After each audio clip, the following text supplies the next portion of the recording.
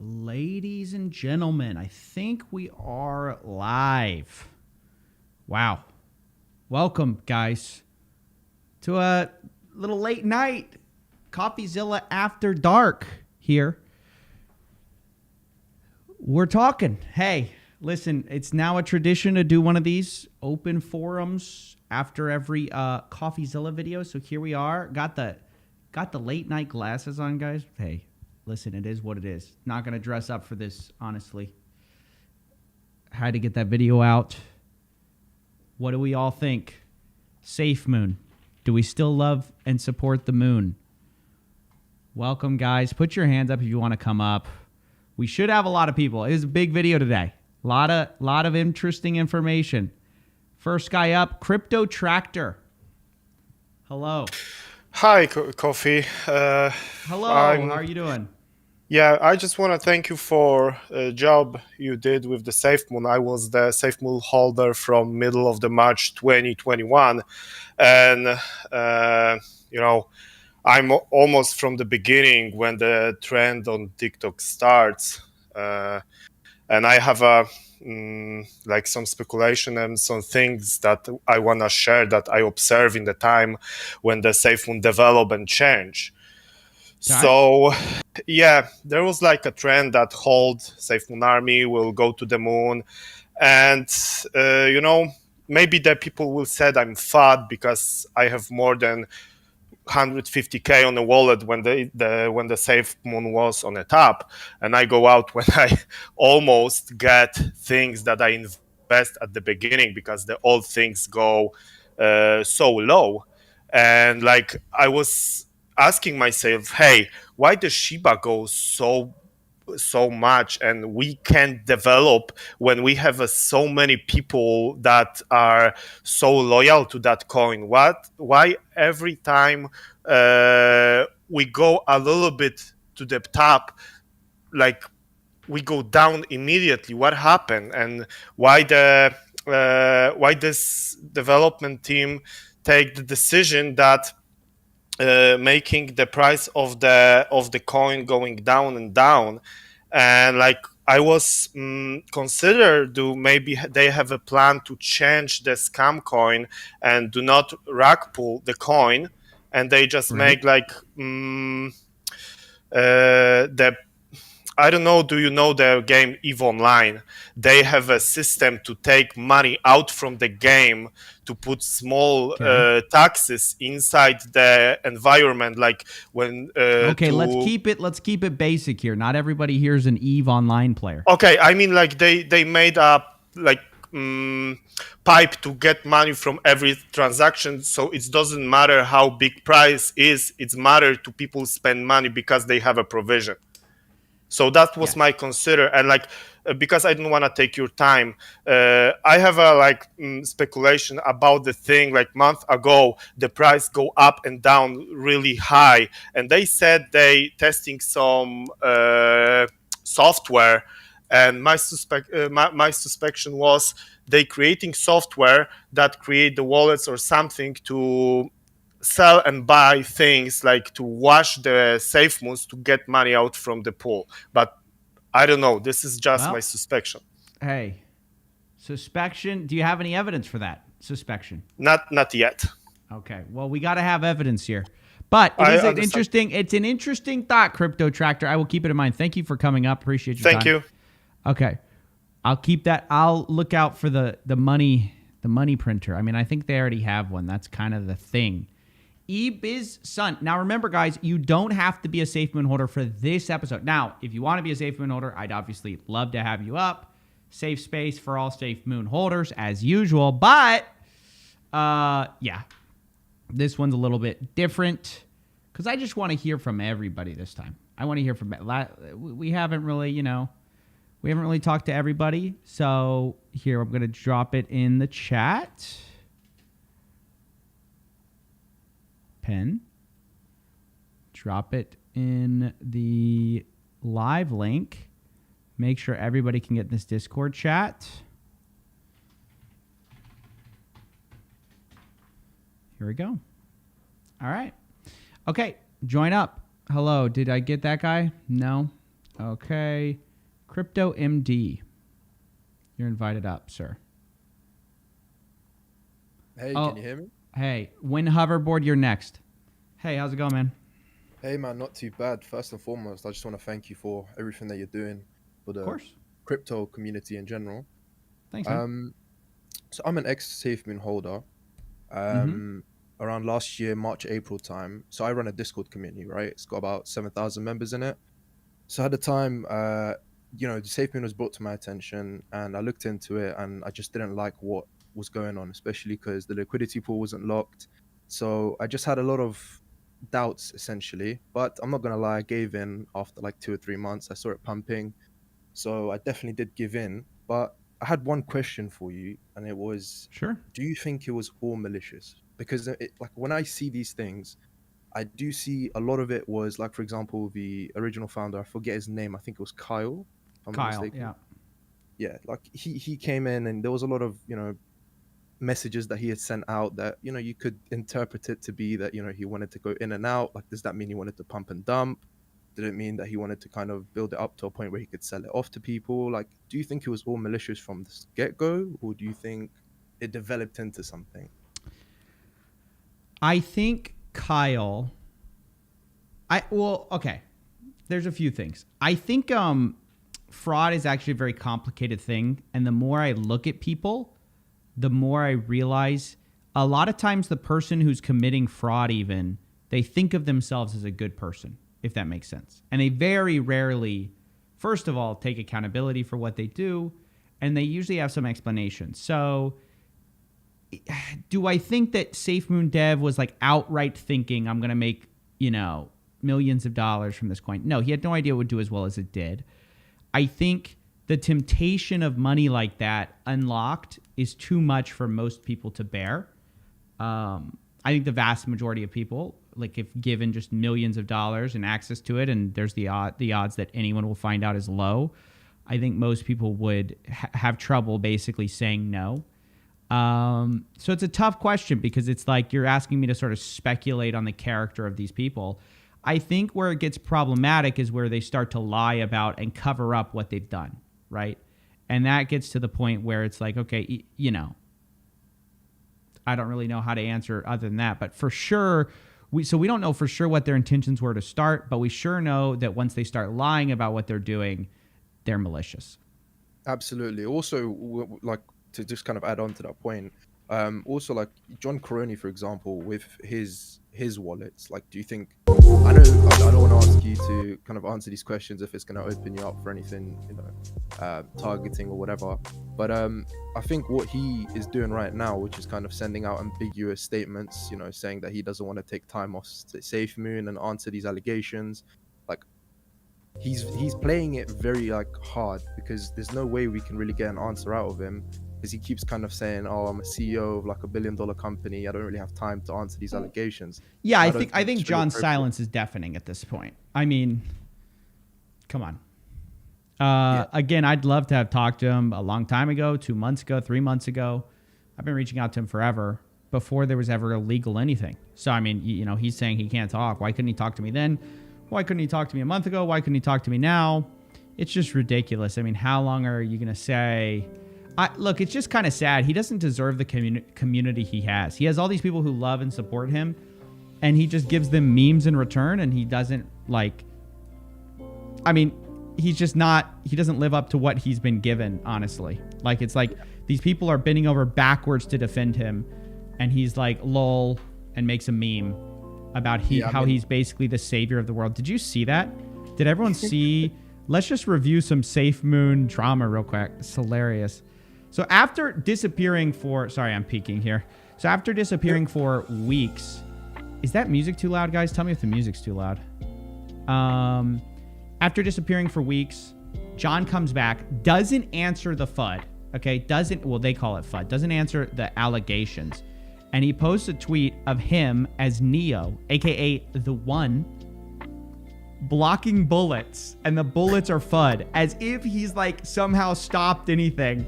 Meanwhile, his community is like begging him to come forward and like help them out, because they're trying to, basically pretend nothing's wrong and, oh, we're going to keep the price up. And meanwhile, John's just memeing. I mean, it's insane. I think at this point his ego is like way too inflated. It's like beyond repair at this point. But hey, I'd like to thank you for the opportunity, and man, like your editing is just A-class. And I look forward to the future videos. Thank you, man. Appreciate you. Thank you. Is the music too loud, guys? Y'all say it's all good? Okay. Win hoverboard. I'm inviting you up. This guy's interesting because he was pro SafeMoon, so let's see where he is now. Very interested in seeing his perspective. Win hoverboard. How are you doing, sir? I am hanging in there. That was quite the video. It's been quite a journey for me these past couple weeks.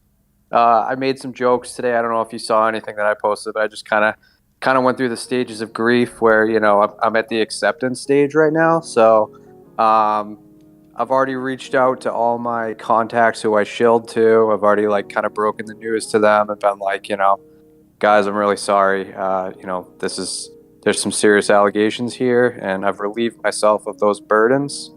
So now I'm just kind of sitting back and enjoying the show at this point, because it's the warning signs have always been there for me, and it starts with communication, transparency, and at some point, how do you not look inward when everybody is being pushed out, like constantly? You know, it's like.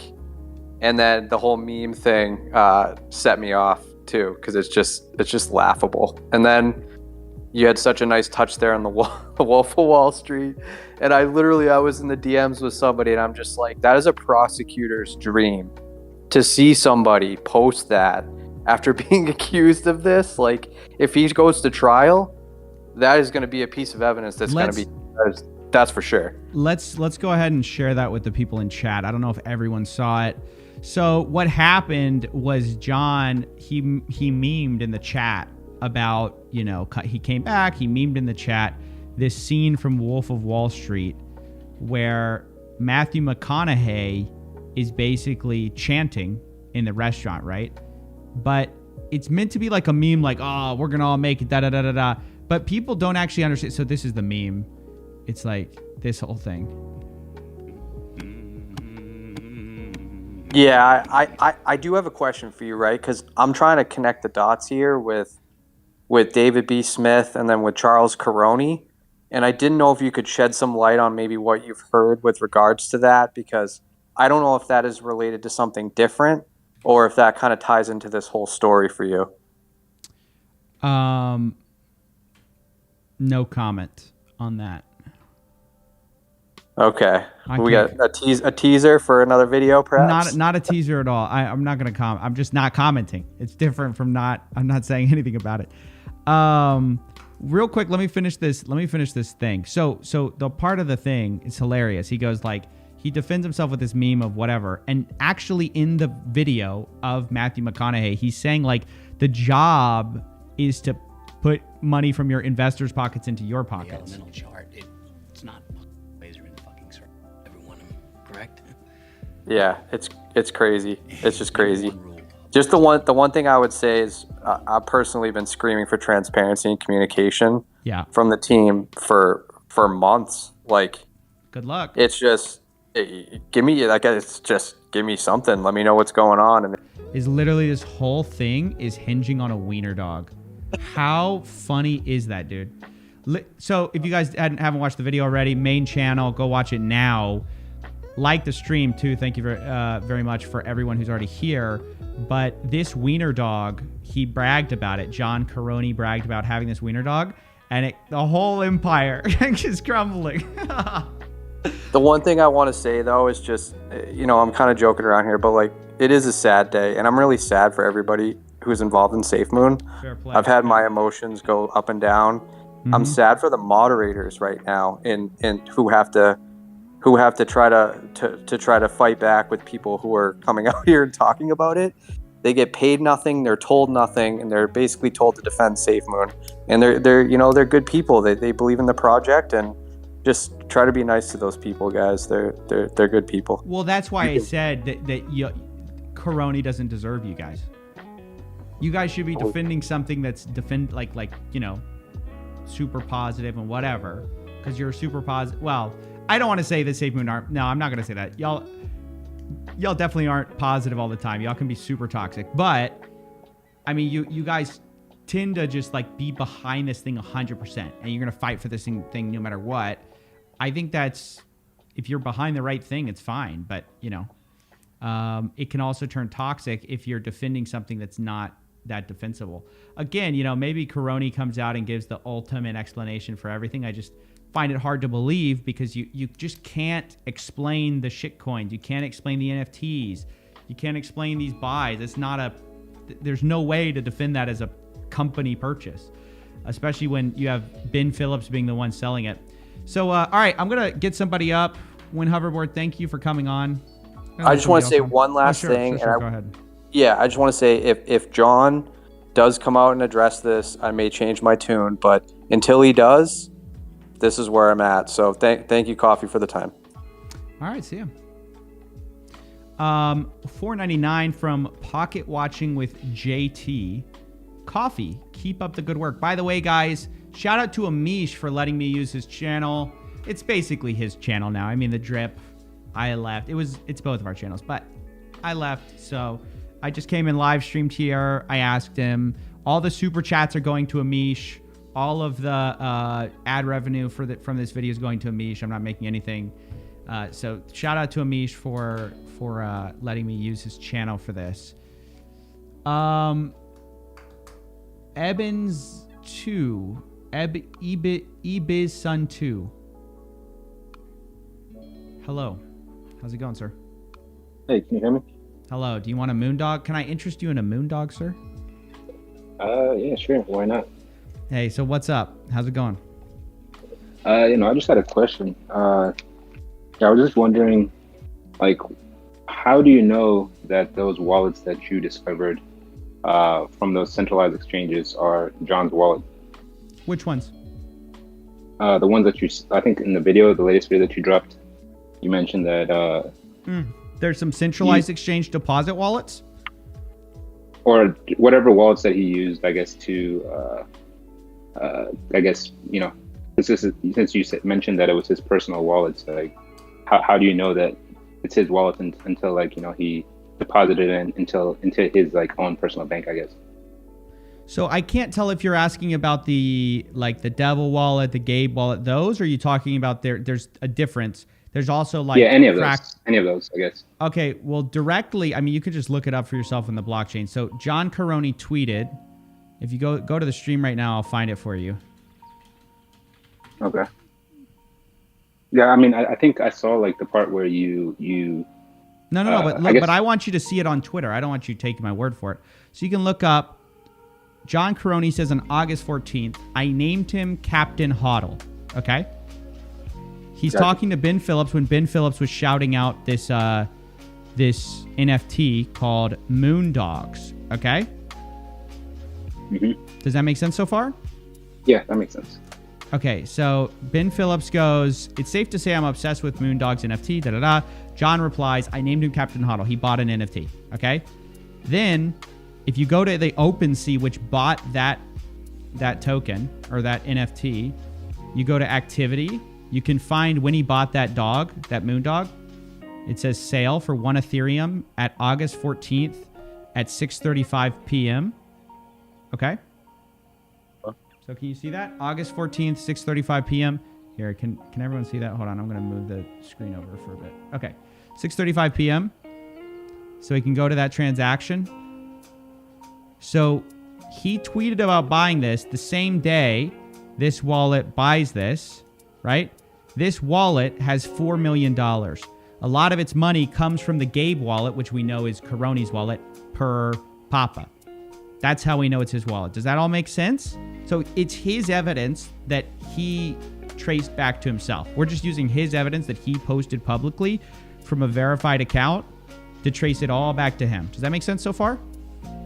I'd say what you're saying makes sense, but I don't think what you said thus far, though, is like a valid connection to what I was asking, I guess. It was just the question that I was asking was like, how do you know it's his personal wallet versus like, because I thought in previous videos and like in the same video that you had with I guess Papa, that he also mentioned that it's Tano wallet. That right. Yeah. So I talked about this in the video. So basically, you have to explain two things. So either you have to explain the fact that a company wallet, you would agree, is not going to buy a bunch of shit coins and gamble on them, right? I mean, that's not something that I can. I mean, you can speculate that, but I'm not 100% sure that, because whoever is the owner of that company wallet, I guess as long as they're, well, come on. I mean, it's kind of like me saying, look, you don't go to Vegas with company money, right? Like, I wouldn't I'm going to expense it on my company credit card that we're going to Vegas. I mean, this is the thing, right? Like, I think the problem is, or the issue that I have is, at this moment, or like starting, I think May or March 28th, I think, SafeMoon became a legit company, and they have to follow, the laws associated to that. Mm-hmm. So as long as they're, one of the things being, that they have to, as long as they are, following the laws in regards to that, like, in terms of especially, I think I forgot the exact line, but I think one of the laws in SEC is like the fiduciary's responsibility to its investors. Then as long as it's following that, then it's legal. So, if that purchase for the company, I guess, as long as it doesn't go to his own personal, bank account, and if there's any evidence of that, then I think for sure then we have an issue there. But until we can like prove that, and we're not like 100% sure that, bro, this is the biggest cope ever. You've got Ben Phillips literally going, hey, easy money for the gang, and then he pumps in $150K on a shitcoin. Come on, what are you talking about? Fiduciary responsibility? Get out of here, man. I mean, look, I'll take it if it's a serious call, but like this sounds so much, this is like so much copium here about your CEO bought $150K on a shitcoin. It's like he put it on black. He goes, he lets it all ride on black, and you're like, well, what about the SEC rule for fiduciary responsibility? I mean, it's a company, right? Like, it's like, I think when the reason why, the reason why a lot of this like stuff is kind of just speculation and not something that, we cannot, as like, if you call us investors, that we really don't take it seriously, is because, unless there's like an actual, evidence there that this guy, scammed us by putting money inside his own wallet, then, I just showed you. I just showed you though. Don't you get that? What I'm saying is that, look, you have, like I said in the video, you have two explanations for this quote, Tano wallet, right? You've got the explanation that, okay, it's a company wallet and he's using his fiduciary responsibility to increase the value of SafeMoon. And then you have the explanation that, he owns Tano, so he just probably uses it for whatever he wants. Now, when we actually go to the wallet to see the evidence of which seems a little more likely, you've got evidence of him listening to some pump and dump artist like Ben Phillips, who screwed you guys out of money. Even you would admit that.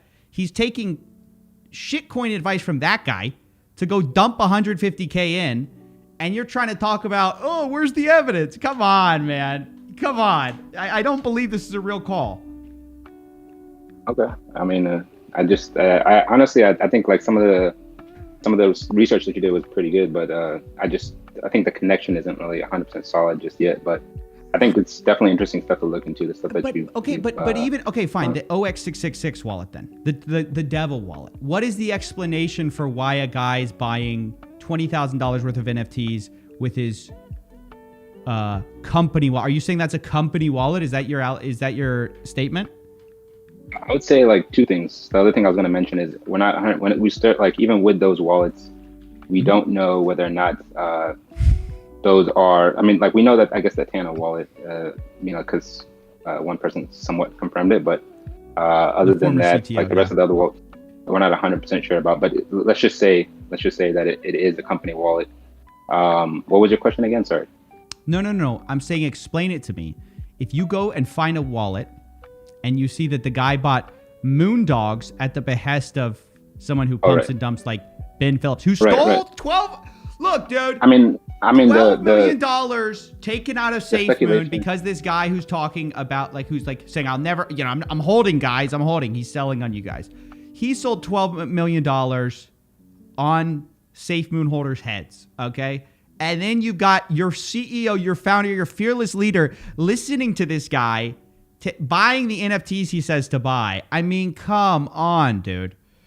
I mean, I guess to answer that last question, I would just say, if we're speculating here, I guess one speculation that I could have is if he's buying this stuff, potentially, this could be something that if SafeMoon does become, something valuable in the future, he could sell this, make a profit off of it for the company, or even offer it to the two holders. What? As like if what becomes valuable? If Stonks token, the one that Jeff Bezos is involved in because Ben Phillips said so, if that becomes valuable? Yeah, I mean, I don't think it was. I mean, me personally, I don't really know about that, so I can't tell you if it was. Real quick. I didn't even add this in the video. I'll just tell it to you though, because people are live. Let's just have some fun with it. So another one of the things that this is the same wallet, OX666, the one that Caroni publicly linked to himself. I think you can agree. Caroni linked this wallet. It's 100% his wallet, right? You're denying whether it's personal or company. You say, we don't know. You'd agree it's for sure his wallet because he said, I named him Captain Hodl. He's calling this his NFT, and he literally bought it from this wallet. You'd agree that this is his wallet, right? We have to agree on basics. I would say that you have a decent connection there, yeah. That's why Okay. Whatever. That's good enough. This guy then buys $10,000 of Shiba Inu as well from the OX666 wallet. Can I call this a personal wallet yet? What is it going to take? What is Caroni going to have to do with this wallet in order for you to admit, it's probably his wallet and probably his personal wallet? Is buying $10,000 worth of Shiba enough for you? I would say, to be honest, all of these coins, every coin, this is my own opinion here, pretty much every coin is pretty much a shit coin. I mean, even most cryptocurrencies out there are kind of like that. I think at this point, it's just until they actually have any utility, it's pretty much they're all the same. I mean, you really can't prove that any of these things, pretty much you can apply that to anything that early on in its inception that doesn't really do much is a shitcoin. So whether so you're or not saying Shiba maybe a real one. investment here. Oh, I can't point. Shiba, good investment. No, I said the opposite. No. What I'm saying though is, in order to say that this is a company wallet, the wallet that has $4 million of IMO investor money, in order to say that this is the company wallet or a company wallet, you have to justify why Caroni would buy $10,000 of Shiba, why he'd buy $20,000 of NFTs. Come on, explain it. I was trying to explain. I was trying to say that, what would you do? Let's just say you as the owner of SafeMoon with some amount of money in cryptocurrency. What would you do with it, given that you're trying to invest it in something other than whatever? What would you do? I just would like to know. No, wait. What's the question? How would I invest the money of SafeMoon holders? No, I'm saying, so let's just say they have a deal. He has SafeMoon has a deal with Bitmart. They give SafeMoon some amount of money. They're investing a lot of it. What are they giving? Hold on, real quick. This is important. Where are they getting the money to sell to Bitmart? Because it was said, but I want you to say it. No, not sell. I'm saying whatever deals that they have. Well, Thomas told us what the deal was. He said they were selling over-the-counter SafeMoon to Bitmart. Where did they get that money? According to your former CTO, they got it from the liquidity pool. So investors' money, what was for investors, was taken out of the liquidity pool and sold. So SafeMoon had this huge profit now. Where did that profit come from? Well, it came from investors, obviously, because that money was for investors. So then from there, now ask the question. Now that I have millions of dollars from my investors, what do I do with that money? I think that's that's kind of, we're kind of going off topic there, but I mean, if you want to go into that, we can. But I guess I was asking specifically first, given that you have money in the company, and you're trying to invest in things, especially cryptocurrencies, what do you invest in? Why would you be investing in a bunch of shit coins? That's exactly what I might believe invest as well. in. You might invest in ETH, maybe Bitcoin, probably some stocks. Maybe you diversify your holdings a bit, some liquid asset. But it doesn't even make sense because SafeMoon shouldn't be holding all this liquid cash. Why does it have all this liquid cash? It's selling investors' money. It's not supposed to be selling investors' money. Should be putting that back in the liquidity pool where it belongs, by the way. So the whole premise of the question I'll is just, flawed from the get-go. You know what I mean? But why do you say investor? I just last thing I'll say right here. This will be my last thing. I'll get off. But in terms of the thing with Bitmart, you keep mentioning that it's investors' money, but why do you say that that's like off of investors' money and not just like off of fees? Because I think that's totally possible that a lot of the money that's coming from there is just off of fees. No, incorrect. So where does SafeMoon get the money to send to Bitmart? According to Thomas, again, we have to go off the evidence we have. The former CTO said he was doing these deals, said he was the one running them, so he would know, okay? He said we were selling money to Bitmart, okay? Right? We're selling money to Bitmart. Where did I get it? Well, from the liquidity pool. Who's that liquidity pool for? It's for investors. That's the whole point of SafeMoon. You guys have this liquidity pool. Your liquidity pool's trash right now. It's got $8 million in it. Whoop-de-doo. It's nothing. Because they keep taking money out. If you want to ask about the price action, why the price has been falling, it's because your team has been taking out all the money. Your liquidity pool would be gigantic right now if they never took out the money. You guys can't see it. You can't see it. Your price action's terrible. Your price is terrible, not because of CoffeeZilla FUD, not because of anybody's FUD, but it's because they keep taking the money. Well, I'll let other people talk, but I don't know if we really got anywhere here. All right, thanks for letting me in. Okay, nice talk to you. Well, I mean, I hope we got somewhere. Okay, who do we got next? Where's SafeMoon Sam? I want SafeMoon Sam back. Hey, someone tweet at SafeMoon Sam that we need SafeMoon Sam back up. Let's see here. Who's next? Crypto Control. What's up, dude? Hit that like button, fellas. Wait, before we do that, hit the like button. Live stream, please. Hey, what's up? How's it going, Crypto Control? Can I interest you in a moondog to tank your $1 billion company? Okay, so I don't have any counterpoints. I was just I wanted to look at the numbers of how much they had taken and what that would put our price at today. I was curious if you had a rough estimate on how much was total. Should it? Yeah. I mean, I don't know. I've just been recently trying to holistically add this all up. It's quite complicated. It's I mean, it's many trillions of SafeMoon. The problem is calculating the price at the time it was removed, or do you calculate it at the time of sale? It's kind of complicated. You can take the BNB. I think the BNB's in the 10,000s of BNB, maybe more. I'm just now. It's funny you ask. I'm literally just now running this calculation. But they took a lot. I mean, let's just say y'all would probably have I don't know. Let's just call it maybe 50 to 100 million dollars in your liquidity pool right now. Now you have 8 million, maybe more than that. I really don't know. But you guys, my opinion, I think you guys would be worth a lot more money. Right now, everything's so volatile because they keep taking the money out. Where's the 10 million BUSD that what's his name took the other day? Caroni took out of the liquidity pool. V2. No, I'm not sure what you're talking about. You don't know about that? Y'all had 20 million. Y'all had 20 million. Y'all had 10 million BNB, 10 million BUSD. Then he took out all of it for the router upgrade and then only put 10 million back. You don't know about that? No, I didn't know about that. Dude, it's a clown fest, dude. SafeMoon is a train wreck. And your CEO can't stop memeing. I mean, this guy, it's unbelievable. Okay, yeah, like I said, I don't have anything to say, but I appreciate you, man. I'll catch you later. Well, thanks, man. Nice to talk to you. Man, I was kind of expecting everybody. It is kind of sad, you know. I think everyone's just sad. All the energy that I've been meeting is just a bunch of sad people, and I get it. Meta captain, my captain, Captain Model.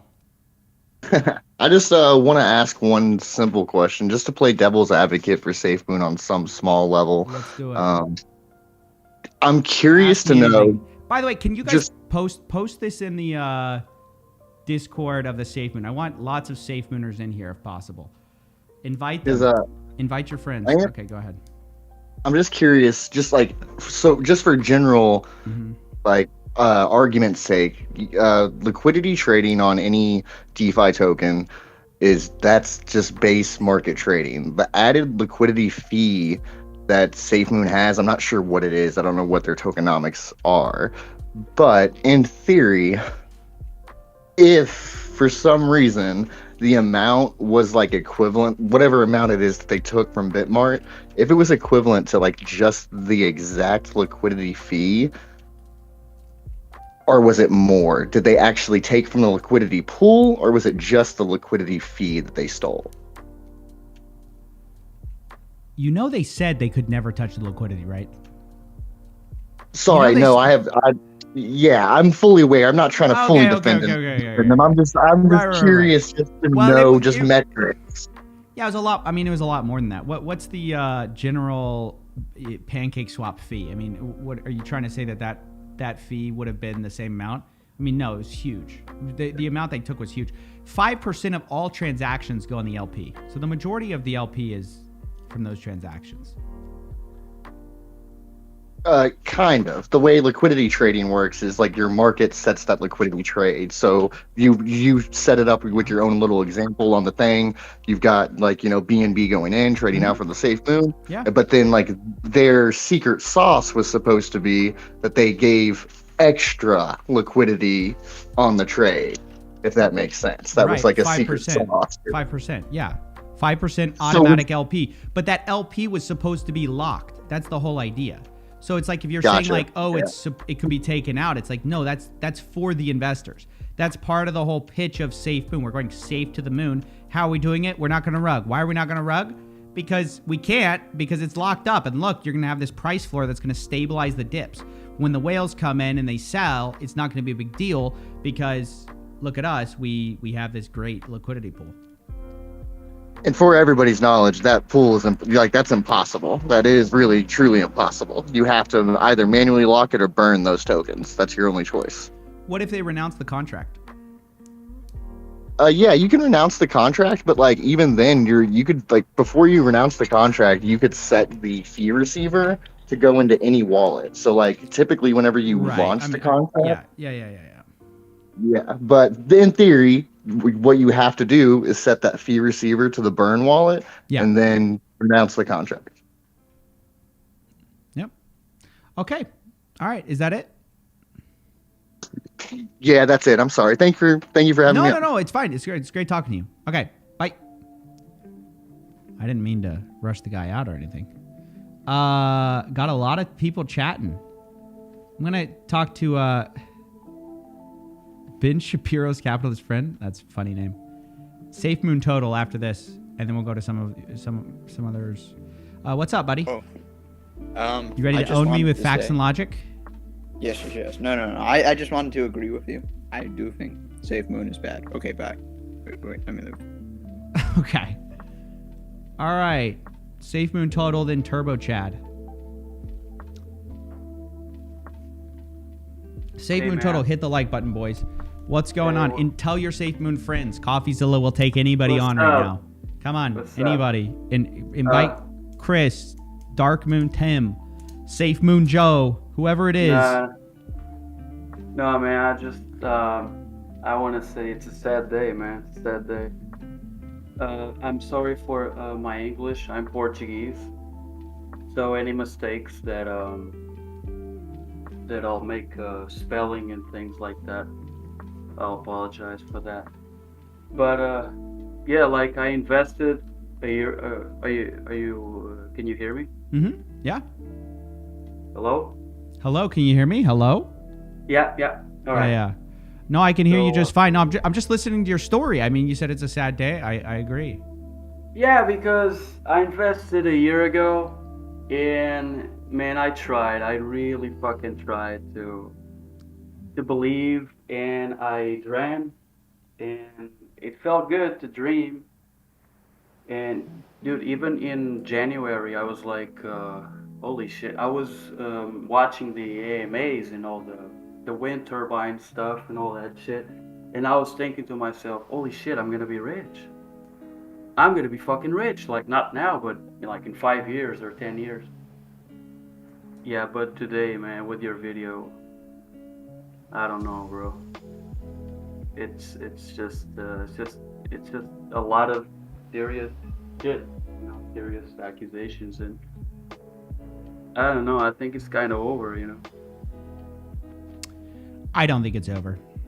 I think people. Oh no, I didn't. I'm sorry, I didn't come here to debate or No. I'm not. I was just sharing. And there's another thing. I'm sorry. I'll let you speak in a moment.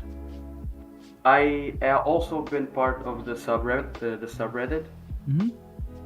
For a year, exactly, April, 1 year.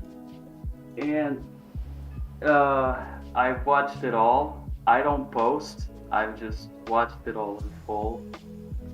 And yeah, there's a lot of people there that maybe need to accept this, that it's just over. We gotta move on. No, that's why I was gonna say I don't think it's over, because I think a lot of people will just hold on to the bitter end. I mean, I just, and it is what it is. Or they'll accept the fact, look, if you want to accept that John Crony took money, or, he's got all these wallets with millions of dollars, and you're fine with that, fine. But you have to be honest with yourself. What I don't like is there's just all this talk about how John's this saint, and he never would do anything negative to the project, whatever. It's like, that's clearly wrong. But I think a lot of people are so far down, they're just going to hold on until they're out of money, and whatever. I just think with how heavily indoctrinated the community is to defend SafeMoon, I think the odds that people are going to truly, everybody's going to wake up, I think it's just going to become an even smaller but more toxic circle of people who really look, I'll show you. Literally, just this guy just posted just now, Spyros. Apparently, CoffeeZilla made a third desperate attempt on SafeMoon. Here are my thoughts. Again. Yeah, that's exactly what I mean. Yeah, we can be like, yeah. I go on this subreddit, and it's becoming like this cult, and it's so different from what it was, a few months ago. Well, that's because every time people leave, it becomes more full. The ratio of people who just blindly follow versus the people who critically think about it, it goes up, right? So every time someone like you goes, well, I'm done, I've seen too much, there's just going to be less people who critically think and more people who are just like, oh, I'm not going to watch or look at anything negative. I'm just going to ride to the bitter end. But it's sad. I mean, I agree with you. Well, yeah, I'm not saying I'm selling. I don't even know how to sell the fucking thing. I got the thing in the wallet. I'm just going to forget about it, I'm not even going to bother selling. One thing, I'm down 90% like everybody else. And I'm not going to, bother with all the service thing to sell and the authorizations and all that, because here in Europe you have to do all kinds of verifications.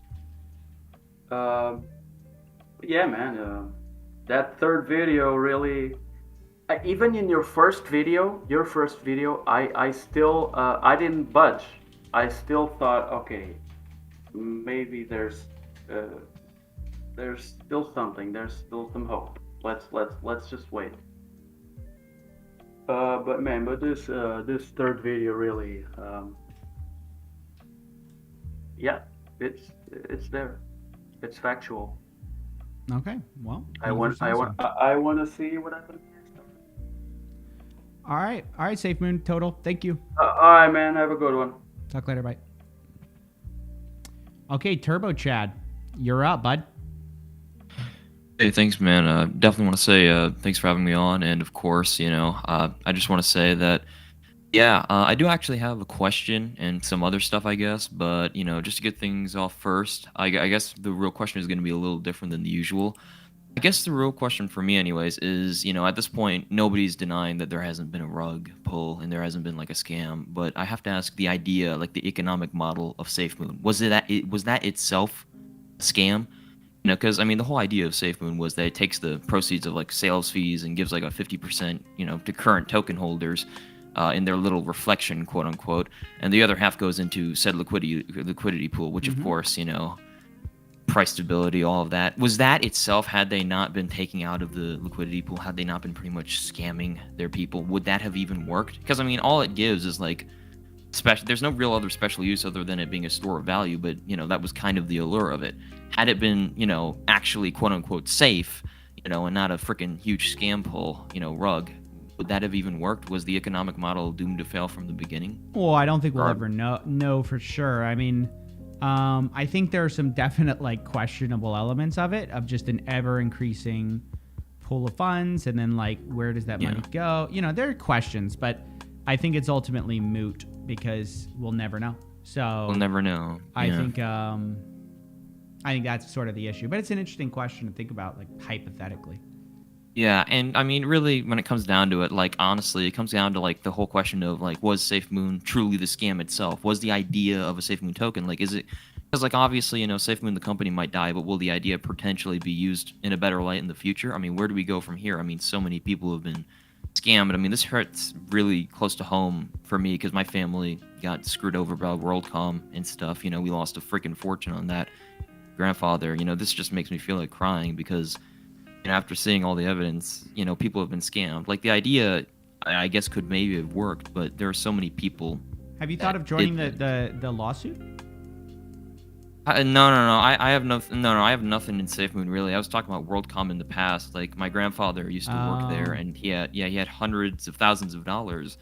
He never told the family until like decades later. But like when it crashed, he lost literally everything. He lost his retirement fund. He lost all of it, and he never told anyone. He cried in the corner for a while. He joked about it. Yeah, there's a lot of shame. There's a lot of shame involved with getting scammed, because you feel stupid. But there's no reason to feel stupid. I mean, people smart, people young, people old fall for scams. It's not a matter of intelligence. It's usually a matter of you're in a financially desperate situation, or maybe, who knows, maybe you got a little greedy. We don't know. But ultimately, the people who really did the wrong were the people who committed the scam. So just try to get justice if you can. I mean, try to demand answers.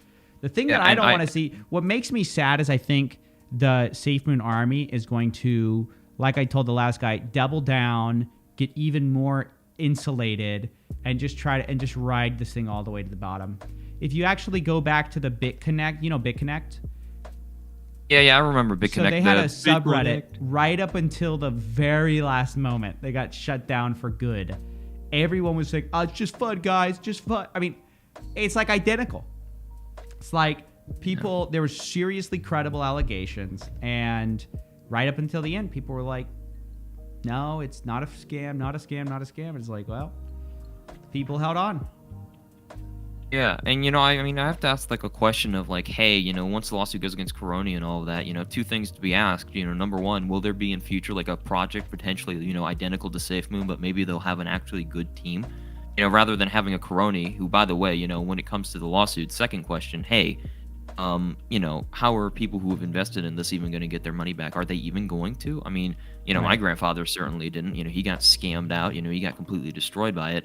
And now there's these people that are going down the same route. I'm just saying, if you guys just know that even if you lost almost everything in all of this, keep on going. I swear it gets better from here. I mean, this is just 90% down. I mean, it's horrendous. It's horrendous. Like, it is horrendous, man. Yeah. Also, by the way, sorry to say, I mean, I DM'd SafeMoon Sam. He's pretty cool, man. He's been chill with me and stuff.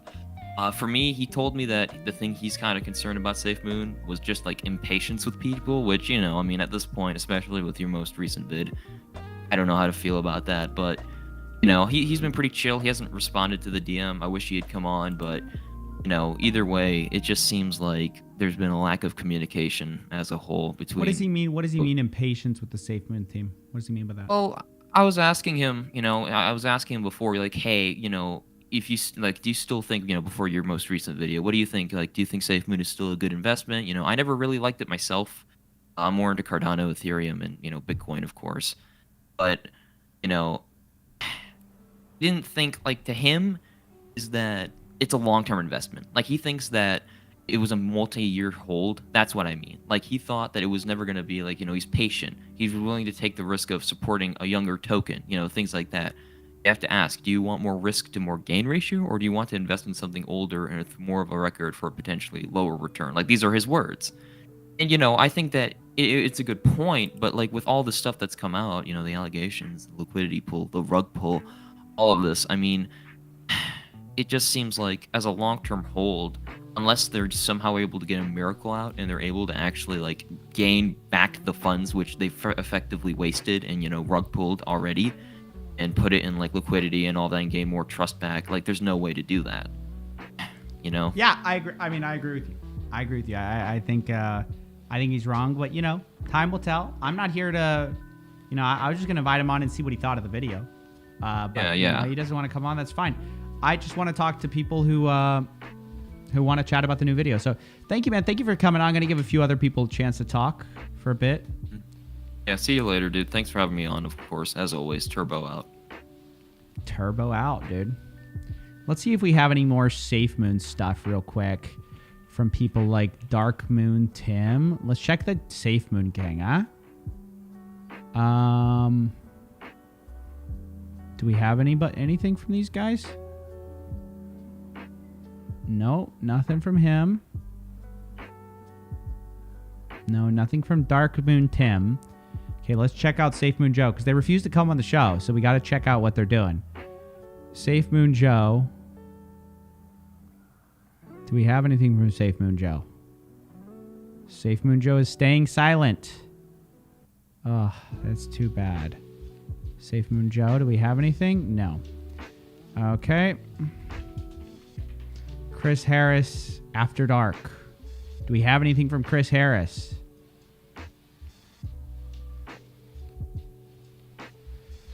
Chris Harris says, okay, here we go. Chris Harris says, throughout this entire negative attack process, I have said CoffeeZilla is a hack. We do not have definitive... Okay, by the way, Chris, if you want to come on the show. Chris Harris says, we do not have definitive evidence of misappropriation of funds by John Caroni. We've reached a point where John needs to openly address these allegations and speak to the community. Okay? Enough is enough. It's time to take a stand and openly talk about serious allegations. There comes a time when a CEO needs to speak, and this is one of those times. I mean, this is coming from Chris Harris. He would never say this. I don't believe the allegations against John to be true. That said, there are times that to take a stand. These are repeated character assassinations that need to be met head on. Okay. All right, there you go. Come on the show, Chris. You're welcome on the show. Come talk to me. Instead of just tweeting into the, whatever verse, telling me you don't agree with me, come on the show. Okay, Safe Moon to the Moon. Hey, how's it going? Hey, how are you? How's it? Good. And yourself? Awesome. Oh, I'm doing good. I'm doing well. You had asked earlier, how we could possibly turn this thing around. I think really what we need to do is, of course, get the right staff in place to implement a lot of the right techniques and tactics. Then we need to take that liquidity pool and invest in a bunch of coolest coolers, some abandoned mine shafts, and buy enough blockbuster stock that we have control of that. If you think of... I can't. All right, sorry. I'm out. Finally, some good ideas. Yeah. All right. That guy left. All right. Mad Scientist. Hello. 107. How's it going, buddy? All good, man. Just enjoying your show, man. Finally, somebody speaking the truth on this, It's freaking crazy. What we try to do. Hey, so I just want to tell you my story on SafeMoon because, so I bought SafeMoon at the beginning in V1, right? Mm-hmm. Then I started looking at all these red flags. I'm like, okay, I'm just going to wait a little bit. My investment went into the red. Then they launched the wallet. I make a little bit of profit, very little, and I just sold it because there were so many red flags. And then when they updated into V2, and I keep looking at the chart that the LP is unlocked. I mean, where do you see a project that keeps the LP unlocked? I mean, it's crazy. I mean, nobody's gonna. It's crazy. Imagine it's another token, right? It is. Yeah. I created a token. I don't know, whatever. And I keep the LP unlocked. I mean, who's gonna invest in my token? Right. Nobody. Right. And it just amazed me how the SafeMoon army cannot see. They do not want to see the red flags.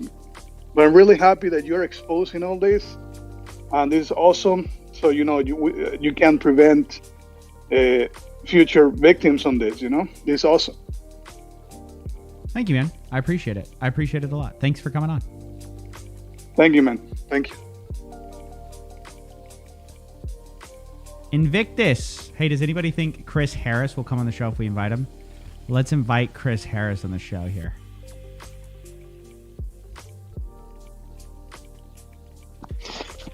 Chris Harris isn't coming on. But you don't think so? No, absolutely not. That guy, he only stays on his own show because he can't launch them,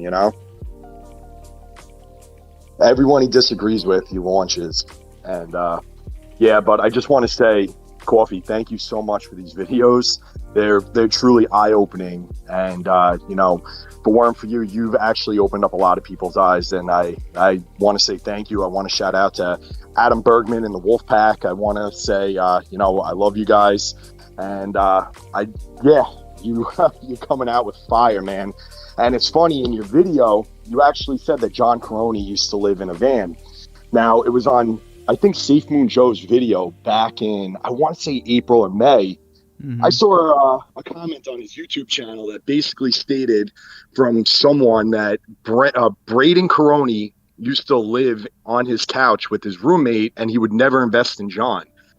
I thought it was bullshit. I never knew what that meant until you just posted that John Caroni lived in a van on your video. I'm trying to find this message or this reply in, I think, SafeMoon Joe's video, because without proof, no one's going to believe me. But I find it really interesting that person said that, and I thought they were full of shit then, and it turns out that there might be some truth to it.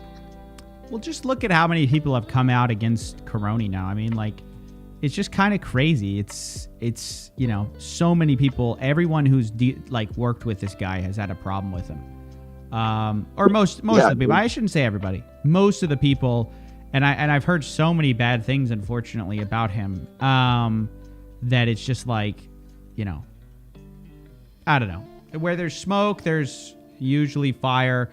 And in the case of the most recent video, I mean, there's definitely fire in these wallets, which are getting all this funding from Bitmart, which all of a sudden this guy goes from being in a trailer or whatever, a van, Papa said, to going to being what seems to be a multi-millionaire. Give me a break.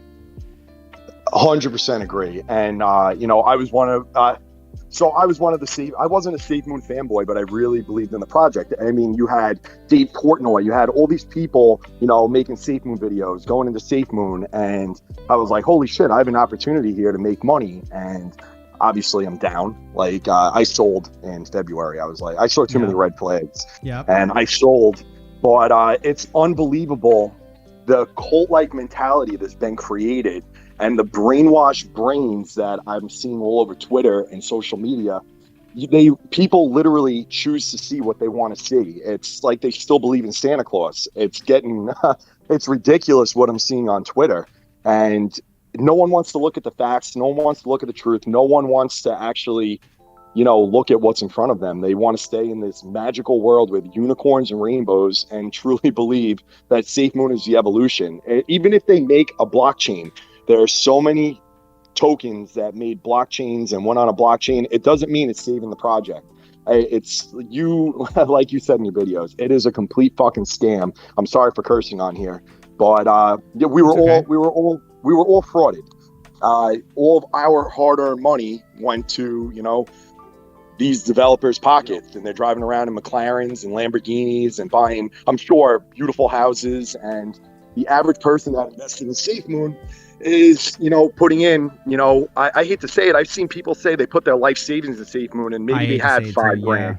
Yeah, maybe they had $5,000, maybe they had $2,000, maybe they had $500, but they're all sold on a dream and that WAGMI statement, we're all going to make it. We're all not going to make it. Mm-hmm. And they kept pushing that hashtag and everyone thought they were going to be millionaires. I honestly, I don't see it going up from here. Like you said, it's a complete scam. I don't even know what John Caroni would say at this point because this is getting ridiculous. It is getting ridiculous. Listen, guys, I want you guys to all like this tweet. It's killing me. SafeMoon victims welcome. And then I welcomed on all the SafeMoon influencers to the show. I think they should all come on. If you agree, go ahead, like that post. Let them know. Let the SafeMoon victims, Chris Harris, SafeMoon Fabo, Darkmoon Tim, SafeMoon Joe, know they should come on the show because I really want them to know that. Listen, I completely agree with you. It's very sad. I do think a lot of people invested their life savings, and at this point, it's just like, what are you going to do? Okay. Well, thank you, man. Thank you for coming on. I appreciate the love, and all the best to you, man. Yeah, coffee. We, like I said, I'm in a group chat with Adam Bergman, and we have, we call ourselves a wolf pack. It's a bunch of grown children, following everything and watching everything. But we truly love the videos, man. Absolutely fantastic work. You deserve a gold star. So thank you and keep it up. Appreciate it. All right. See you. Okay. Pepsi Zilla. I like that name. What's going on, buddy? Pepsi Zilla, come up to chat. Hey guys, is that Discord link working, by the way? That Discord link's working, right? In the chat? It worked for me. Okay. What's up, Pepsi Zilla? Hello. How are you doing? Yo, Coffee. I just want to thank you for giving all the loyal SafeMooners out there the biggest swing trade opportunity of all time. Yes, baby. Because I can't wait to re-up on some more discounted SafeMoon. You got to trust the process, man. Okay, safe market is in a bear market, but this is the biggest opportunity for a low-price SafeMoon. And I just kind of find it sad that you're leading all these people astray. But time will tell who the real SafeMooners are when all is said and done. Yes, true. True, Pepsi Zilla. Is this Vince vintage? This sounds like... This is the one and only Pepsi Zilla. Pepsi Zilla. Is that new? Do we have anything to subscribe to here? I think you might be onto something with that. Yeah, I wanna shout out my OnlyFans real quick. Sure. Of course. And shout out to Safer Mars, and that's about it. Shout out to that, dude. Thank you, man. Thanks for coming on the show. Best of luck to your bag. You're re-upping that once in a lifetime swing trade. I think that's gonna go great for you. Noctis Lucius. Hello, sir. Oh my God, that's me. Yeah, that's you, buddy. I was lying down and I've just been lying down waiting. I was like, oh my God, that's me. Yeah, no, I'm not too bad. Can't complain yourself. Thanks, man. Well, what's up? What's it? Tell me. No, are you a SafeMoon holder? SafeMoon hater? I am. SafeMoon lover? No, I'm a holder, mate. I bought back in. Wait, is this live stream? Dip? Do I have to watch my language? I'm Aussie. Like, do I have to watch my language here? Is this? No, I don't. Sorry. I know. I don't care if you curse. Keep it PG-13, right? Okay. Okay. PM. Okay, we're kind of a late show right now, but listen, are you a CoffeeZilla dip buyer? I heard they're naming a dip after me. Yeah, I bought your dip. I think I bought it after the first video or the second video. Okay. No, okay. Look, mate. I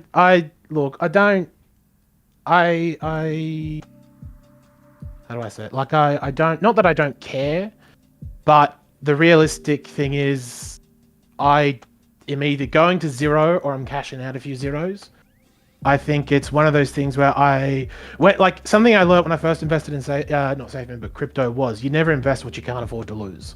You know, you don't invest with emotion and you do your research. Mm-hmm. And in my opinion, I've done my research. I haven't invested what I can't afford to lose. And yeah, I haven't invested with emotion. I I think that's something that a lot of people get too attached to their projects. And I think that's what we're seeing here. It's the same with every project. But no, I did buy your dip. I think I watched your videos. I've got a few questions. I think like, you know, for yourself, for John, for SafeMoon, for the community. But no, I think that, yeah, I'm still holding, and I think that there is a chance that they can pull it all this around. together. They can just, hey, turn it all around. Hey, look, you know, there's always a potential. You know, if there's someone working behind the scenes, I think that, you know, there's a legitimate company now, and even if John goes, I think there are still people there who believe in the project, who believe in the work, that will carry on and turn the ship around. I think that I personally don't believe that John's some big savior. I think he's better than what we had. You know, if we're being honest, having been following SafeMoon since last March, I think I was aware that there was some red flags in the team. I think that, you know, I would say my issue with your videos, and this is sort of one of the things that has thrown me for a willy here. Okay.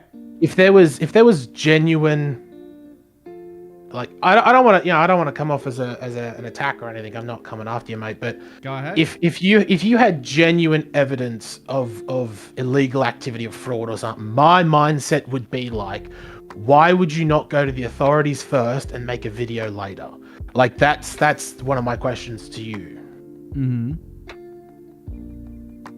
Oh, you're asking me why didn't I? I'm asking you, like, why if authorities first?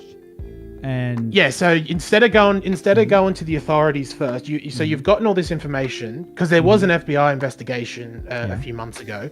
Yeah. You've gotten this information. My question is, why didn't you go to the authorities first and then make a video? Why did you make a video? Like, it from where I'm sitting, it does look like you've just thought. Again. You wouldn't know if I did or didn't go to the authorities, and I wouldn't tell you if I did or didn't. Okay, no, that's fair. But what do you think I would announce that? Well, I think that's well, yeah, because what does it matter? It doesn't matter to the relevance of my claims, right? So if I say such and such wallet, this had happened, and I say it on my YouTube video, if I all of a sudden say I gave it to my local authorities or something, that's going to all of a sudden make the difference for you. I wouldn't tell you if I did. Well, no. See, the difference for me would be is if you came up and you went, "Hey guys, look, I've got a bunch of information on SafeMoon. I've given it to the FBI because I know they did an investigation, you know, back in, you know, a few months ago.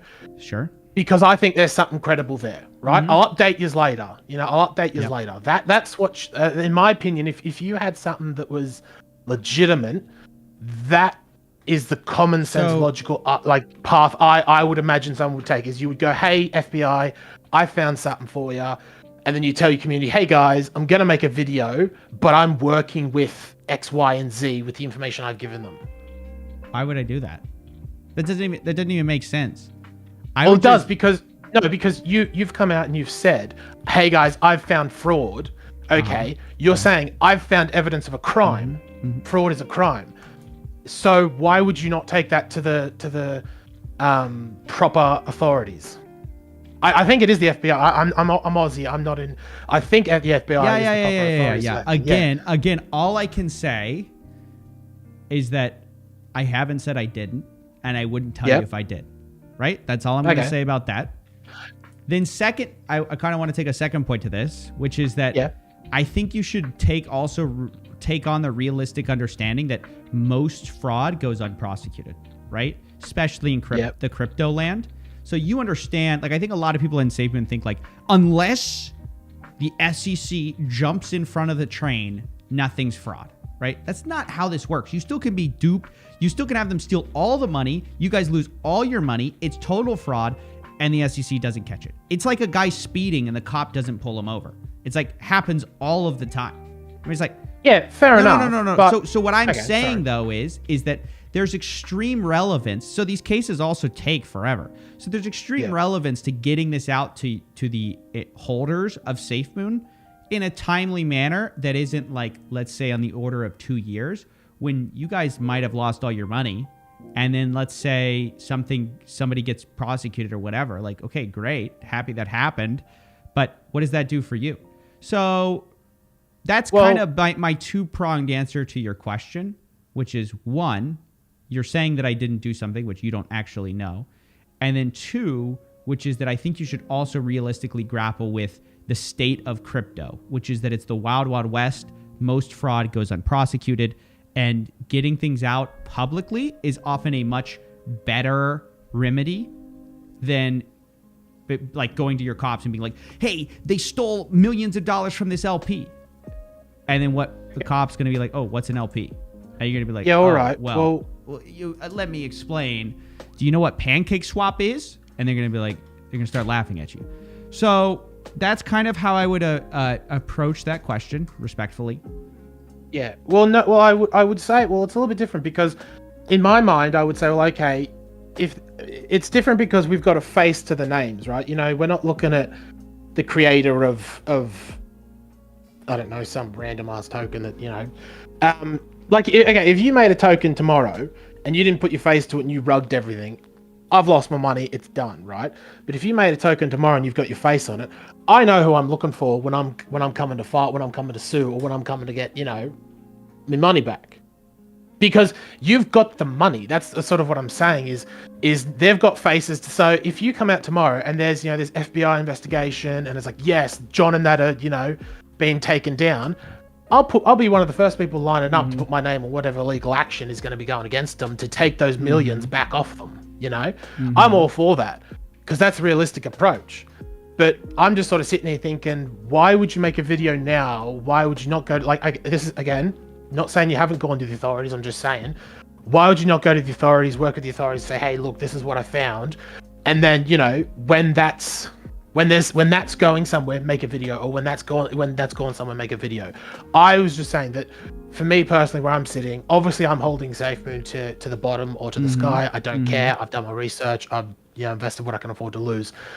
But yeah, for me watching your videos, I was just like, well, okay, like that's fair. That raises some flags. I've got some questions for John. But at the same time, I'm sitting here going, well, I've got a few questions for you. And that was one of my questions was, you know, why? Right. What do you think of my answer? I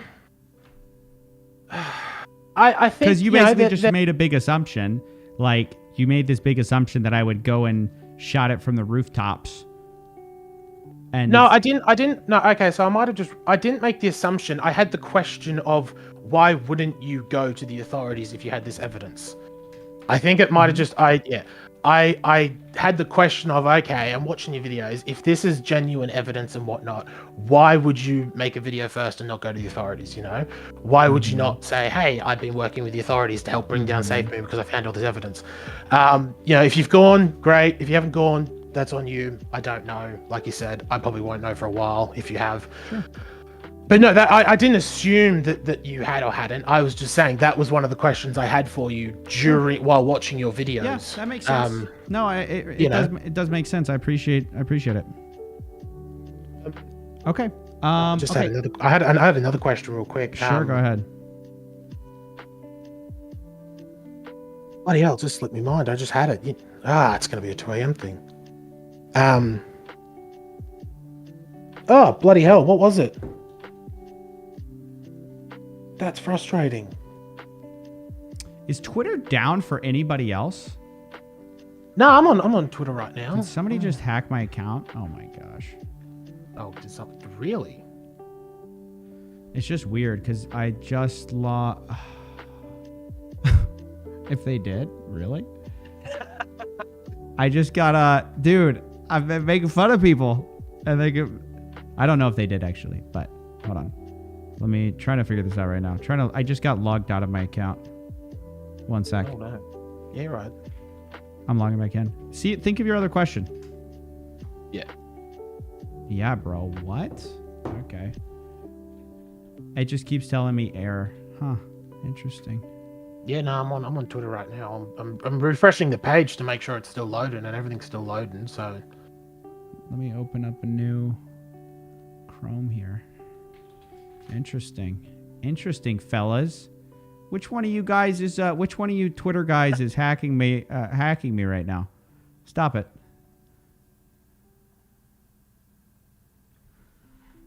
annoying. Okay, one sec. Okay, yeah, no go.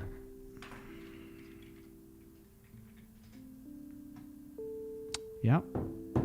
Well, I don't know, guys. Has anyone ever gotten just a logout error like constantly?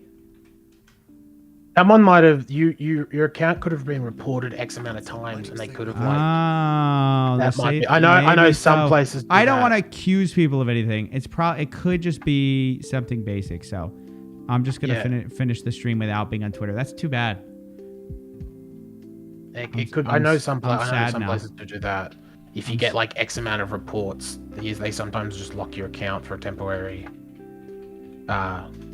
Oh, well, guys, we can look at it from here. We can look at it from the outside.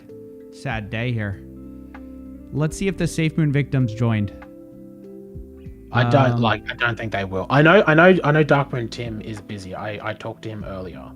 Darkmoon Tim's busy. Okay. I don't remember my question, but another question. Why do you think the SafeMoon influencers are so antagonistic to me?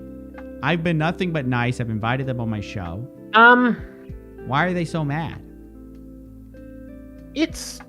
I guess it's hard. Well, I think because a lot of the stuff you've had, like you've said, is stuff the community's dealt with for the last year. So I think a lot of it's just old FUD. I think a lot of it's just it's questionable. Well, you say it's old FUD, but now for the first time, Chris Harris is like, okay, he needs to address this. I mean, yeah, no. Okay, so yeah, I meant like about the old team. Like, I mean, the SafeMoon dev whatnot. Like, I was questioning that guy till the end of the earth. Like in my mind, there was just this big. I mean, John calls it a restructuring, where he just sort of all the old team were gone, and he restructured the company and everything. After the FBI investigation, and I was sort of just like, oh, thank God, they're gone. I think now that you're sort of going after John, I can understand that, where it's like, okay, there are questions about John. It does look like a sort of personal attack, because you are raising a lot of, you've got a lot of allegations. SafeMoon investors? Well, I mean, that's the other thing. We're not investors. We hold a token. We don't invest in the company. Come on, I think investors. Give me a break. No, I don't own a part of the company. I've invested in a cryptocurrency. If I buy gold, am I investing in gold? Yeah. Okay. If I buy if I buy Bitcoin, am I investing in Bitcoin? Yeah. So if I buy SafeMoon, am I investing in SafeMoon? Okay. Well, no. Okay. So there's, because I think SafeMoon's a company and a cryptocurrency. There's been a lot of people that have said that because I own the cryptocurrency, I deserve information that they have not made publicly, and so I'm not an investor in the SafeMoon company. I'm an investor in the SafeMoon cryptocurrency. Correct. Yes, this is right. Yes. Yeah. So I would say that it's personal. I think to them, or not really personal to them. I think it's just. It's what they do. Like, they get on Twitter, they get on YouTube, they make videos about this sort of stuff. It's the community, and I think it's they're protecting their own. It's like with any, I'm part of the Dogecoin community, and the same with them. They protect their own. You protect your own. It's tribalism. It's the. But isn't that bad for real? Because you just admitted you're an investor. Investors have to be unbiased. They have to be unopinionated. You can have an opinion, but you need to be unemotional about your investment. That's like rule number one of good investing is you don't get emotionally attached. And you're telling me, oh, well, just everyone's emotionally attached. It's like, that's bad.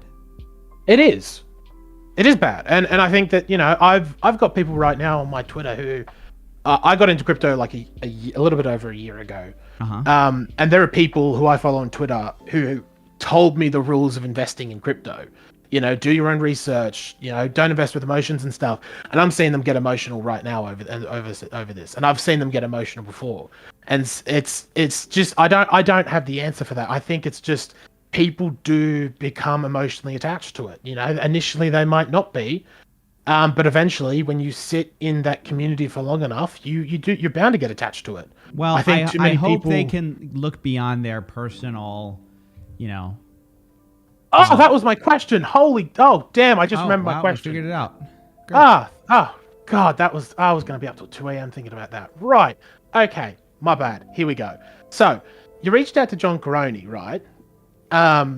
My question is, all accusations aside, why did you not follow the proper avenues in trying to contact John? Like, did you try to contact John through SafeMoon?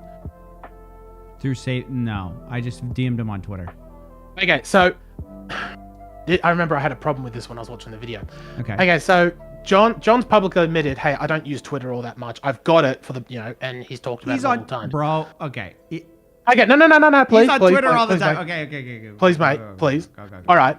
Now, accusations aside, Okay. John is still the CEO of a multi-billion-dollar company or whatever the hell it is.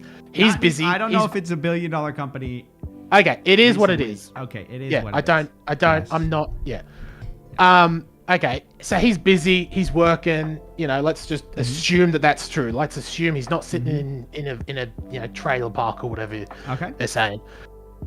What makes you think that messaging him on Twitter, if you wouldn't message Elon Musk on Twitter and expect a response, you would go through the proper avenues. I know this is probably shocking to you, but Captain Hodl is not Elon Musk.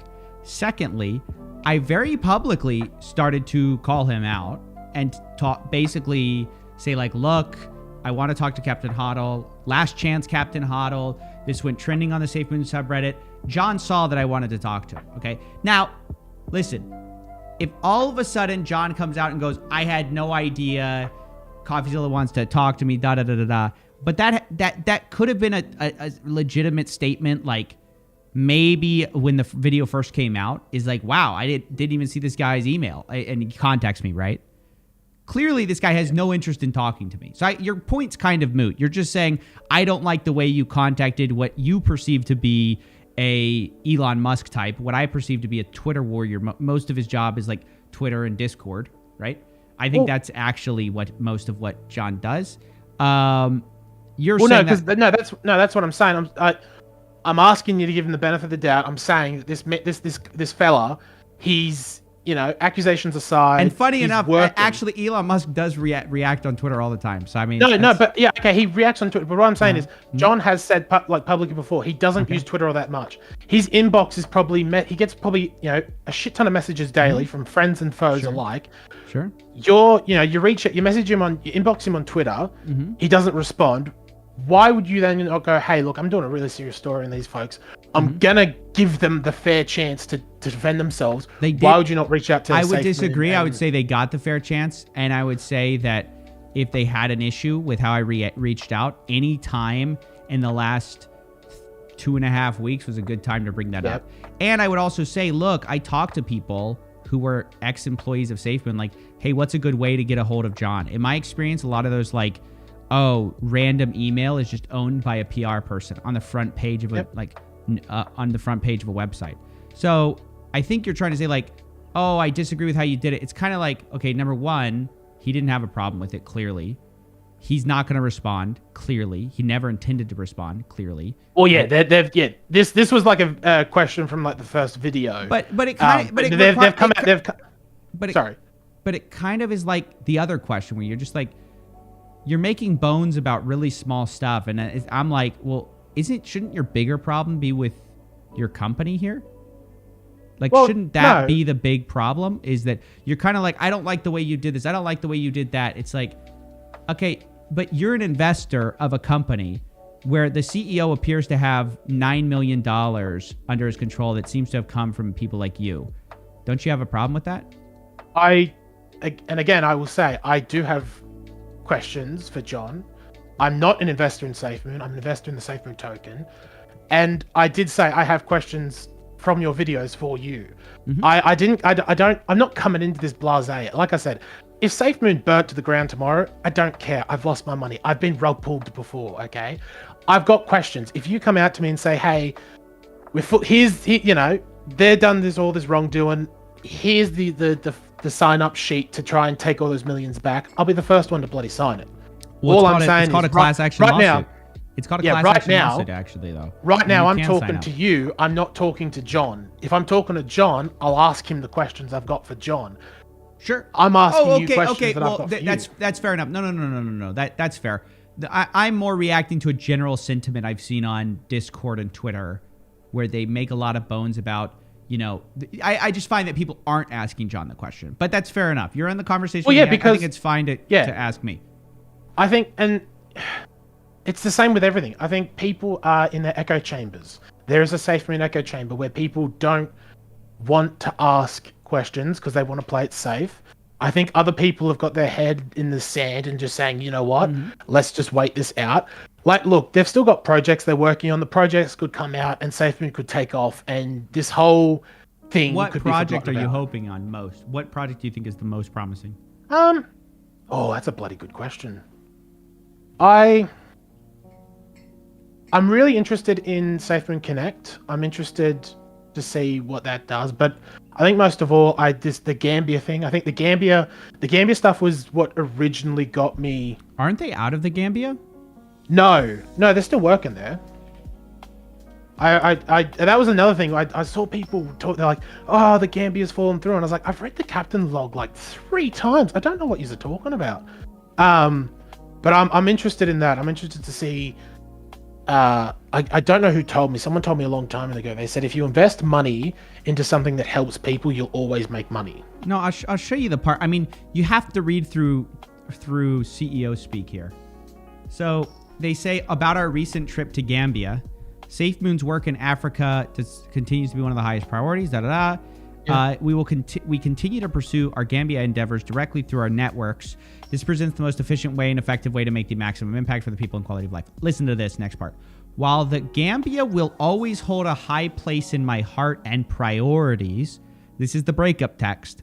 The recent trip illuminated myriad other opportunities in other parts of Africa and the world, including the United States. You know what that's like? It's like me and you are in a relationship and I go, while you'll always hold a high place in my heart, Noctis Lucius, I feel that I must explore some myriads of other opportunities. I mean, that's breakup, dude. You don't hear that? No, I got to disagree with that there. Come on, dude. What do you think he's saying that for? You have to read through. That's what I have read it, and that's what I'm saying. They're now a large company. They've got partners, and they've got John doesn't have to go to the Gambia personally now to work on the Gambia. They've now got the opportunity to look at other. Dude, breakup text. Not in my opinion. I'm sorry, not in my opinion. In my opinion, I think that the thing with the Gambia now is they're saying, because I think from day one they wanted to set up an office in the Gambia, and I think that's all that is. I think John's just sort of saying, you know, we've now got other opportunities. We've now found other areas we can work in, and they're still working in the Gambia. You know, it's 6 months ago, everyone was like, Gambia news. And I think now it's just like, you've got your news. Now we just have to wait for everything to build. And, we're going to look for other avenues. I'd be disappointed if they just sat on their asses in the Gambia, just, kicking rocks around, waiting for everything. Here's what I just replaced it. I replaced 2 words in this entire thing. And it's so obvious. While Noctis Lucis will always hold a high place in my heart and priorities, the recent trip illuminated myriad other opportunities in other parts of Discord and the world, including the United States. I'm sorry, my man. You are emotionally attached. This is definitely breakup text. Like they're not doing much in Gambia anymore. I mean, that's how I read it. But super obvious. I guess it's why just would you write it? Why would you write it that way then? I mean, like, because they've gotten a myriad or whatever the word is of other opportunities. Like, no, but this is what I'm saying. Like, I mean, they've confirmed it in the Discord. They're still working in the Gambia. Of course they're gonna say that. Of course they're gonna say that. Like they said, Papa was still working on the team when he wasn't. He was basically just thrown in a corner and not told anything until they finally got him. Basically, okay. Do you remember when Papa was first taken out of the team? Yes. So when there was a huge gap between when they said Papa was out of the team and when he actually was out of the team. He was actually out of the team months ago, and they go, oh no, Papa's still super important, because they know that it's going to cause too much FUD within the community. So they're not going to say that. They're going to slowly distance themselves, not say anything about Papa until one day Papa's out, right? It's the same thing with the Gambia. They're going to go myriad of other opportunities. They're going to stop talking about the Gambia so much, start talking about other places, and then one day you're going to hear, oh, the Gambia's gone. It was gone to this trip, but then they're going to talk about it now. That's how I read it anyway. Yeah, and then, but like, and I can easily come back and say, Coffee Gazilla, you're right. But currently, I do not read it like that. I've gotten the information in front of me, which is the captain's log, and yeah, it says we're still working in the Gambia. We've just found a bunch of other opportunities that we're also going to pursue. Okay. All right. Yeah, you should read some more CEO stuff. This is like classic CEO, like double speak. Well, it's good talking to you, Noctis. I think I need to give some other people a chance. Great to chat with you. Yeah. You've been very Have pleasant. a good one, mate. Okay. Thank bye. you. Wow. 100% breakup text material, dude. 100%. Do we have any SafeMoon influencers in here? Hello, SafeMoon influencers. Let's see here. What's up with all the clown emojis? What's up with that? Hello, sir. Hey, how's it going? Hey, thanks for taking the time. Aru. Yeah, so I have a couple things here. Can we just get some stacks for coffee here? No double stack? Can we get a triple stack for coffee tonight? Thank you for putting this on. Oh, thank you. Thank you. Appreciate that. How's it going? Good. I figured we needed some more pro SafeMoon, a little bit of hype going on. So I just wanted to say that I'm a long-term holder. I have 1,600 tokens. Yeah. How much is that? Is that a few pennies or what? It's my life savings. I invested a whole year's worth of savings for this. Oh, no. That's terrible. Yeah. All I know is, regardless of all this FUD that's going on, about John taking all the liquidity, it doesn't matter, because by the end of the year, it's going to be worth $5 a token. Is that your price prediction? Is that your professional No. I have this on good sources, inside sources. Inside sources. Cool. Yeah. Nice. Another inside source tells me by the end of next year, $10 a token. Whoa. You think so, huh? Yeah. Wow. Just a big shout out to the Wolfpack. They've been awesome. Great people. Okay. And before I'm done trolling up here, I just need one more thing to hear. Shout out to Chris Harris. Go fuck yourself. Great. Okay. Chris, I didn't mean that. Chris, if you come up, you have a safe space. Don't listen to that guy. Don't let that guy bully you. Don't let the clown bully you, Chris. The Adam Bergman show, I'm trying to invite this guy up. I know he quit SafeMoon. He was an influencer. He said no more. And I see him in the chat. I want him to come up. Adam, come on, Adam. Let's bring Adam up here, guys. Let's give Adam's a little shy. Give him a round of applause, guys. Give him a round of applause quick for Adam Bergman here. I knew that the clap always gets him. What's up, man? How's it going? What's up, Coffee, man? First of all, you did a really good job. I just wanted to clarify a couple of things. I'm not shy.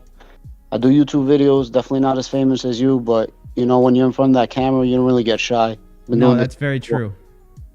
The only thing is I'm a little apprehensive to speak because although I was never a SafeMoon influencer, about 35-40% of my videos were SafeMoon. They did build up my channel, and you start meeting people, and you really don't want the price to go down on anything that you say. A little emotional talking about this because I don't want anybody, to get hurt. And the problem is with this community is most people, they're not investors in anything past SafeMoon or Dogecoin, right? Yeah. And that's a disrespectful type of thing. But you even hear the people coming up, right? They have like a 1-year experience or something with investing. Yeah. And when you try to tell them that there's red flags and that, man, I'm so emotional when I'm speaking, I apologize. I'm so mad at this piece of shit, man. And I'm glad that you were able to go through the actual wallets and do the detective work because I couldn't find that, right? I'm not so good at tracking them. I don't have a team. But if you just look at the business, at first he makes all these like statements and you're like, okay, this is a great company. If they can accomplish just 10% of what they're saying they're going to do, this can move up. From the day one, I said, you know what? This can possibly get to a penny, like old price. That would be around $5 billion market cap. I'm like, past that, it's going to be very hard because now you have to have additional utility, real utility, right? And all these people that were saying these crazy 1 penny, $1, for V1. I'm like, guys, that's more money than the entire GDP of the United States. And they're like, but you're not taking into account the burn. And I'm trying to educate people. I'm like, guys, it don't work like that. Like, let's just do numbers. Let's go factual. And don't look at the price of the actual token. Let's look at the market cap, which is token price times the amount of actual tokens, right? And people don't take that into account. And it sucks. And I try to explain and show people some red flags, but you don't need to go through the blockchain and do the detective work that you did in order to start tallying up all the red flags. And at one point, when there's enough red flags, you're like, yo, this is bullshit. You could see he doesn't have any skills as a CEO, right? And at one point, you give him a benefit of the doubt, second benefit of the doubt. You know how many times I was supposed to come up to the AMAs when they were supposed to call me up? And you could see my lives. I used to get so tight because right when I'm supposed to get called up, they cancel it. And it happened like 7 times. I kid you not. All my followers know, the people that's been there for a while. Not the clowns, but my actual followers.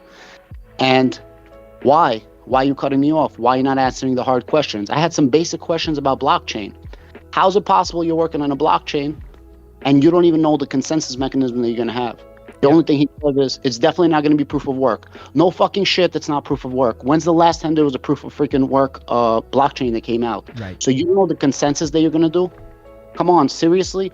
And then they come out with some crazy claims that if you know what's going on, you're like, yo, that's a lie. That can't possibly be it.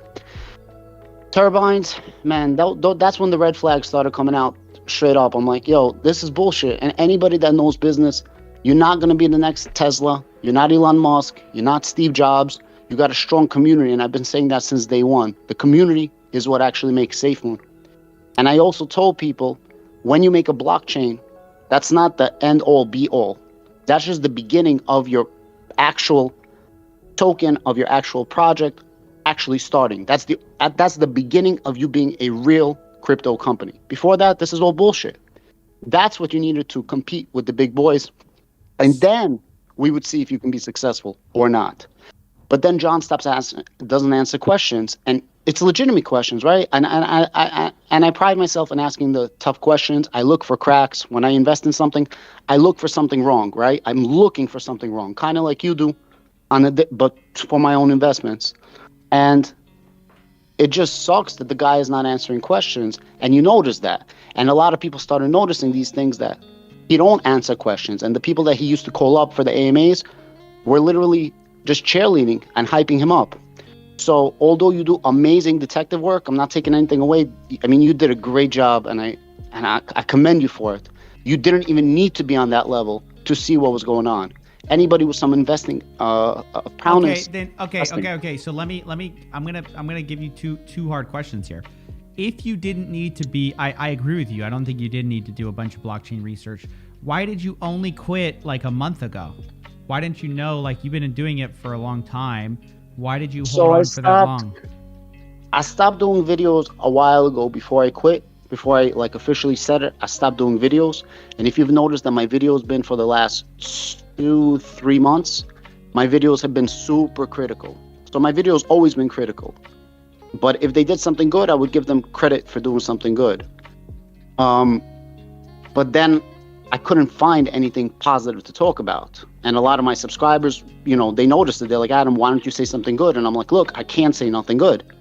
If they're talking about something, I would be like, yeah, if they can accomplish upgraded security, or if they can accomplish the blockchain, then yes, this would make sense. But I'm not sure if they could do that, because I want more answers. So if you really go back on my videos, you would see what I'm talking about. It's not like I just quit because, SafeMoon's going down. No, I was asking hard questions the entire time. I just got fed up of nobody answering them. And then it just, one red flag doesn't mean that you're bad, right? But then when you have several red flags and you start seeing them, I'm like, nah, this is bullshit. Okay, so people are, okay, fair enough. So people are very upset with you in the SafeMoon Army. Can you talk to me about how you've been treated after you left the SafeMoon Army? Because they do not like you. I'm looking at chat right now. They're not fans of you. I mean, these are not my people. I'm guessing these are the SafeMoon Army. Welcome, guys. If you want to join the Discord and talk, happy to chat with you guys too. They don't like the Adam Bergman show. What happened? Oh, obviously they don't like the Adam Bergman show because I'm real and I keep it honest. And if something's bothering me or I see that there's a problem, I'm going to call it out. I'm not going to cheerlead. I'm not one of those people. So if I see that there's a problem and that John's not addressing it and that I don't like something that's being happening, then I'm going to call it out. While a lot of people, they don't like that. Why are you calling it out? It's FUD. Everything's FUD. No, questioning your investment, where your hard-earned money goes to, that's not FUD. And I said it since day one. My number one duty is to my subscribers. My second duty is to SafeMoon Army. But my subscribers come first. So I have to ask tough questions for my subscribers, for my community. And if I don't like the answers that I'm getting, I'm going to be straight up and honest with it. Fair enough. Kind of like you, but not as good. Well, no. Thank you very much for coming on. I appreciate having you on. May I say one thing before I go, before you cut me off, though, Hanik, if you don't mind? Go ahead. Thank you. So, for anybody that's listening, for anybody that got hate towards me, that's fine. You do your own prerogative. You stand on your own 2 feet as a grown woman or a grown man. But a lot of people do show me a lot of love. And a lot of people respect that I'm honest and I don't cheerlead. And I make sure to keep it real 100%. And if people don't like it, that's okay. But even right now, I'm keeping it real for my subs. All right, thanks, man. Appreciate you. Yeah, no, I mean, I didn't mean to say that Adam was getting no love in chat. There's just a lot of people who hate him, but there's also a lot of people who like him. This guy says this guy's based, this guy is nice. So I didn't want to say that he's only getting hate. He's a controversial figure in SafeMoon. Guys, I'm going to have to start kicking some people out here. Can some of you just leave the not the video, not the YouTube video, but can some of you just go from the Discord to the YouTube video and get out of the room, because I think some of the room is just getting filled up and I don't want that. So just go watch the YouTube video. It's actually better. It's like literally you hear the same stuff. You get a little bit of music. You get to watch the YouTube video. If you have no intention of talking, just let somebody else in. Thanks, guys. I see a lot of people dropping out. Appreciate that. Just go right to the YouTube video. Easy to find on the drip. Okay, gonna go to Serious Goku here. Gonna invite him up to speak. It does look like I got back into my Twitter account, by the way. So there's that. So guys, we're back. I don't know what that was all about, but we're back. So yeah, hi. Can you hear me? Hey, what's up? Hey, yeah. So it's nearly 6 a.m. in Germany. So and I'm kind of laying down. So I hope it makes sense what I say. So I'm a little bit tired. So it's kind of random, but I never invested in SafeMoon, but I first heard about SafeMoon when a similar thing appeared. I don't know actually if you heard about it. It's called Evergrow Coin. Wait. Not talking about Evergrow Coin today. Might not be the right chat for this conversation.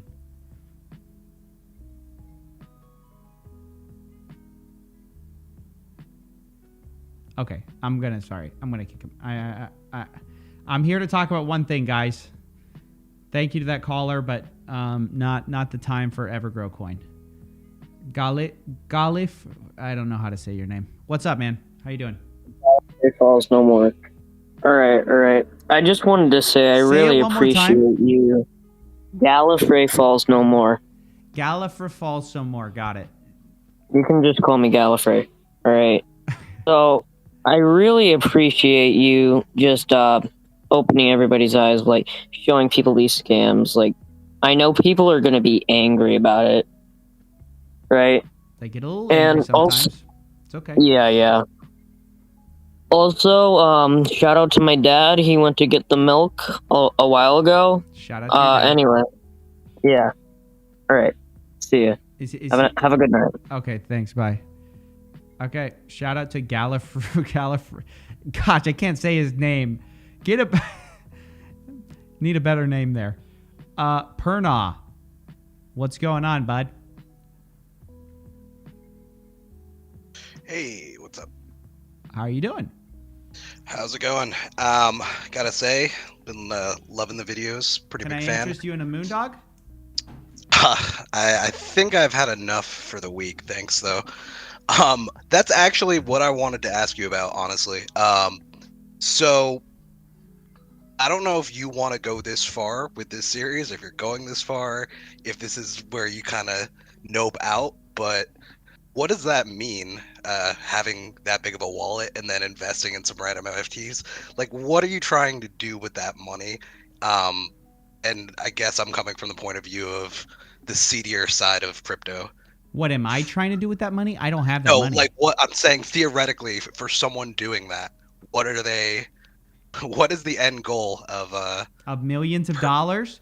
The end of goal of buying This is- NFTs with that wallet? That's what I'm trying to ask. Oh, I mean, I think he just saw his new friend Ben Phillips. I think he was impressed. Look, put yourself in John's shoes. He's sort of like a middling guy. Seems like he didn't have too much going on. Like he wasn't living, this crazy life before. He wasn't crazy successful. All of a sudden, he gets connected to all these influencers. All these influencers are promoting him. All of these guys are paying attention to him. He's important now.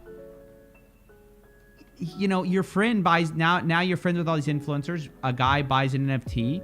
He says, you got to buy this NFT. Now you got all this money. So you just dip in, you just buy an NFT. I think that's the logic. And You then shake their hand, they shake yours, kind of thing too. At that point, for some of those ground floor ones.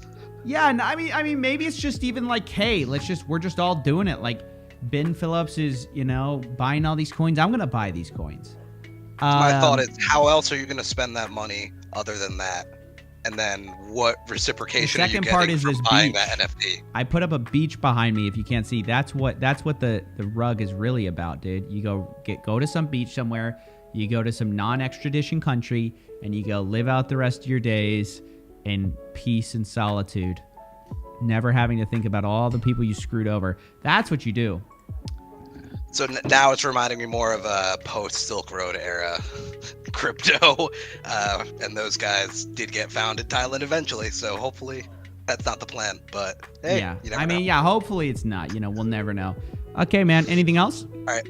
No, that's it. I come from sort of more of an observer point of view. I know you were a little less exact tonight on needing Yeah, to be a totally. Happy to pro have you, man. Safe Moon. So thanks for having me on. Thanks.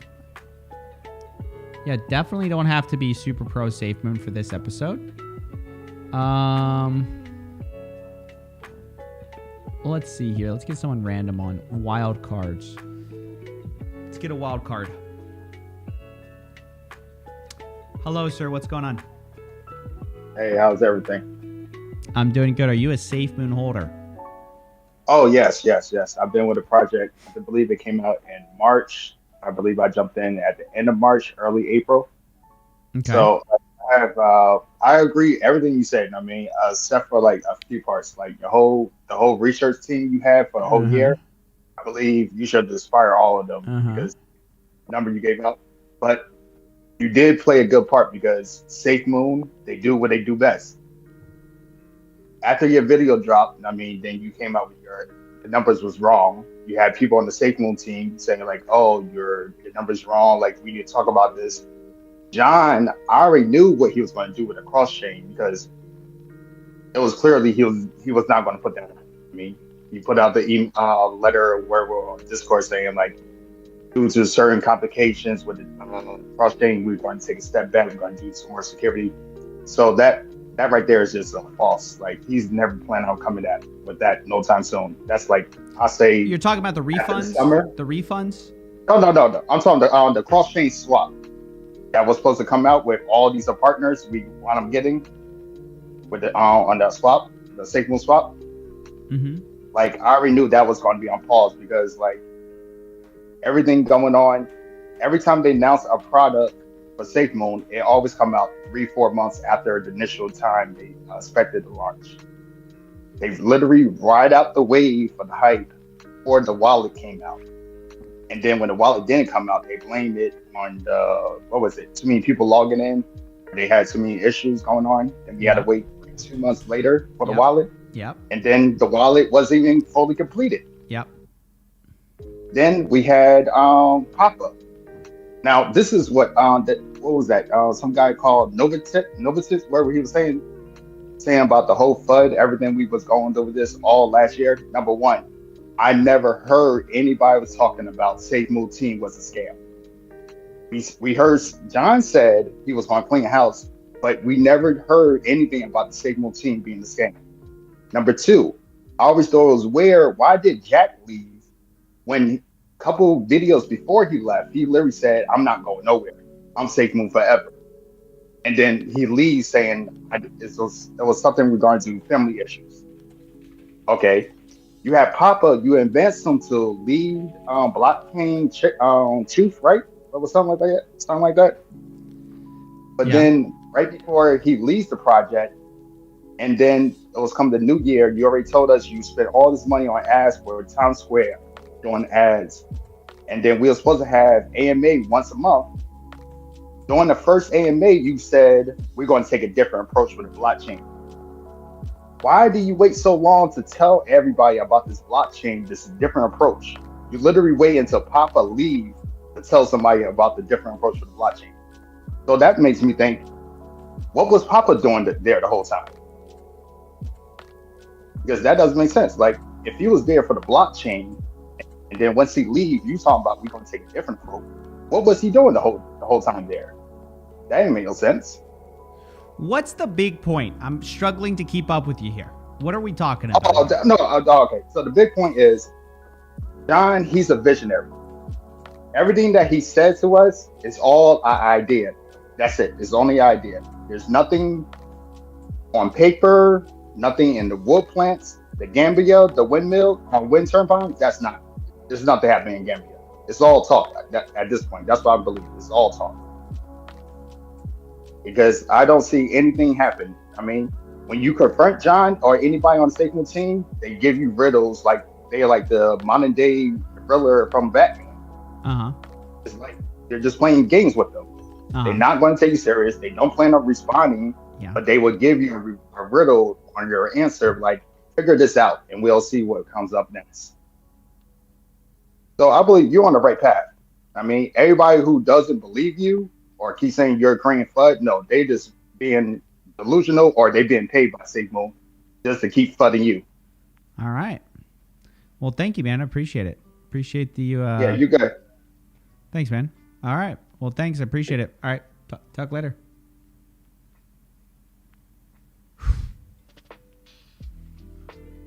I struggle with that one. I don't know why. I think it might have been his mic. I was just kind of struggling to keep up with, because I think I agreed. I think I agree. It's a little tough to understand him. Amron Prince. I think it was his mic though. What's up, man? Hello. Okay, so my thing's a little bit off topic about Safe Move, but it has to do with crypto in general. All right. Well, I guess just use this space for whatever you want then. Sure, go ahead. Instead of like always talking about scams as they happen or when people get basically screwed over, have you ever thought about making a website or something? Maybe trying to create alerts to let people know ahead of time or about certain things, certain like scams or crypto. I know there's a lot, so it's hard to like do that, but like, can you do that at some scale or some level? Just not. Yeah, I'm sure someone else can do it. I mean, it's just not really what I'm interested in. Like, does it require designing a website, sourcing all the stuff? It's just you're basically like being like, why don't you open up like a Chinese food restaurant and I have like a Mexican food restaurant open? It's like that's just something different. I could do that. I don't really feel the need. You know what I mean? Like that's just not what I'm. Yeah. I don't know if that makes sense. It's not a bad idea. I think other people have done it. I mean, I think this probably exists. That's just not what I'm doing right now. So I don't really know how to answer it other than that. It's not a bad idea. It's just I'm not doing it. I'll let you go. My bad. No, it's cool. Everyone for night. Cool. Thanks. I thought his question was fine. Just like, you ever have that happen where you're like, people are asking like, why don't you do this? Why don't you do that? And you're like, I don't know. It's just not really doing it. What's up, man? I'm pretty sure I've seen you in the drip before. I know I've recognized the name, so I recognize you either from CoffeeZilla or The drip. What up? Oh, Janet V. Johnson. What's up? Nice to see you. Okay. You're out. Your mic was muted the entire time. Michael, come up. I think Michael's going to try to pitch something besides the SafeMoon thing. And I don't want to. Hey, Carl. What's up, man? So, whoops. I'm not actually. Listening to all these SafeMooners is ridiculous. You think so? Yeah, these guys are completely emotionally 100% chained to this 100% confident rug pull. Yeah. Like, these guys are insane. With every meme, every shitcoin, it's all the same. Oh, we believe in this project. We believe in the founders. Uh-huh. There's nothing to believe in. It's not a real thing. The market cap, oh, it's going to hit $1. It'll hit $2. If it hits a penny, it's not possible. But how do they not understand that? I don't know. I've been trying to help them understand that. Like, I've been watching your videos for, months, years, for a while, and it's all the same. Every single time, it's the exact same. Yeah, there's definitely a pattern to it. But, I'm not pitching something. I've DM'd you on Twitter. You actually made a video with Spencer Cornelia about it. And I just wanted you to look into it more. It's the Mike G coin deal with Neil Chandran. Mm-hmm. It's in the metaverse. Apparently, it's this. He first valued it at a $40 trillion deal where people That guy's don't, stupid. He's just trying to get attention. Yeah, it's insane. But there are thousands. We have Google Drive's document worth of people that they believe in it. They're sending money constantly. We have Bitcoin addresses, everything. And we present it to all these different people. And they just deny. So, I mean, I sent you a bunch of stuff in Twitter. All If you just right, want I'll to check look it out. over it or something. Sure. But, hey, you have a good one. H-Town, hold it down.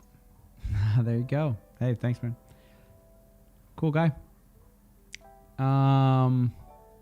I was right. I knew I had recognized him. I recognized him from my DMs. All right. Who we got? Saggy Nips. Okay. What's up, bud? Saggy, come on, don't get shy now. Hello. Hey, Saggy, how you doing? Okay, this is kind of a weird question, but okay. When was the last time it's been confirmed to be heard or like talked to John? Oh, you think he's like, what happened? Oh, sorry. Think something happened to him? I think he's probably already interrogate or being investigated by the FBI. Do we have some John Caroni conspiracies? No. Wow. Saggy Nips with the big old conspiracies, dude. Yeah, that but is quite I don't know. the sizable conspiracy. Yeah, I don't know. I have no answers for you, other than I mean, I'm already accused of making up conspiracies when I use facts, so I try not to engage in conspiracies because then people would really not listen to me. But it's an interesting question. I don't know. And I didn't really expect an answer other than maybe no. So, yeah. No, yeah, Okay. I haven't heard from John. Okay. I mean, if you're wondering if I Alright, called him. That was kind of where I was going at. So. Okay.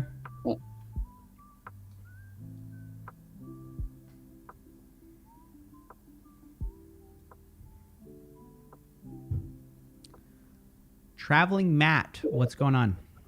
Hey, buddy, how are you? Hey, what's going on? You Canadian? You using buddy? I like that. No, that's just the way I speak. I'm actually originally from New Jersey. Oh, what's up? Hey, guy. Yeah, let's see.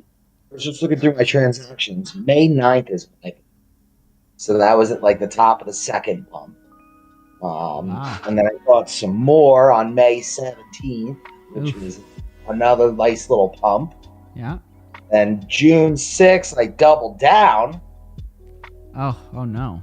Right? Where are you in? Oh. How much are we in now? Tell me how much we're in. I think I ended up, let's see, July 19th, July 18th, I ended up trading out and going and getting rugged on Solana NFTs. So, you know, it's Well, one or the hey, other. that's what happens in crypto. But yeah, I mean, just even looking at this as just an investment as a chart, like this thing does nothing but go down. Yeah, Like, I know. Yeah. I mean, just a regular trading chart, you know, the liquidity's down. It's at what, 600 million now, it says? Yeah. From what, a couple of billion? I mean, wow. Several billion. Yeah. This is even rough to even look at as an investment itself. So you would have lost your money either way though. So it's kind of a wash for you. So you would have either lost it on You know what? It was right at the beginning of the BSC bad run of all the runs. So I only tossed a couple of $100 into that. It was my first time on BSC at that time, and I got this one and another one that they're still chugging along, even though who knows, it's worth nothing.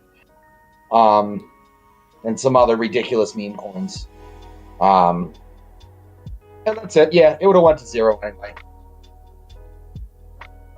So at least I only lost a couple of bucks. Yeah, fair enough, man. Fair enough. Okay. Well, that's about it. You know. Wow, interesting story. You should join the class action though. Oh, I didn't even know there was one. I just saw your post on Twitter earlier. Yeah, dude, there's a class action. You could maybe get your money back. Oh, I can get like $800 back. I'll do that. After the class action, it'll be worth what, like 78 cents after the lawyer's taken, please. Oh yeah, I don't know how that works. I'm not a lawyer. No, I'm just joking. All right, well, thank you very much. I love what you're doing. You know. Thanks, man. Appreciate it. All. Hey, have a nice day.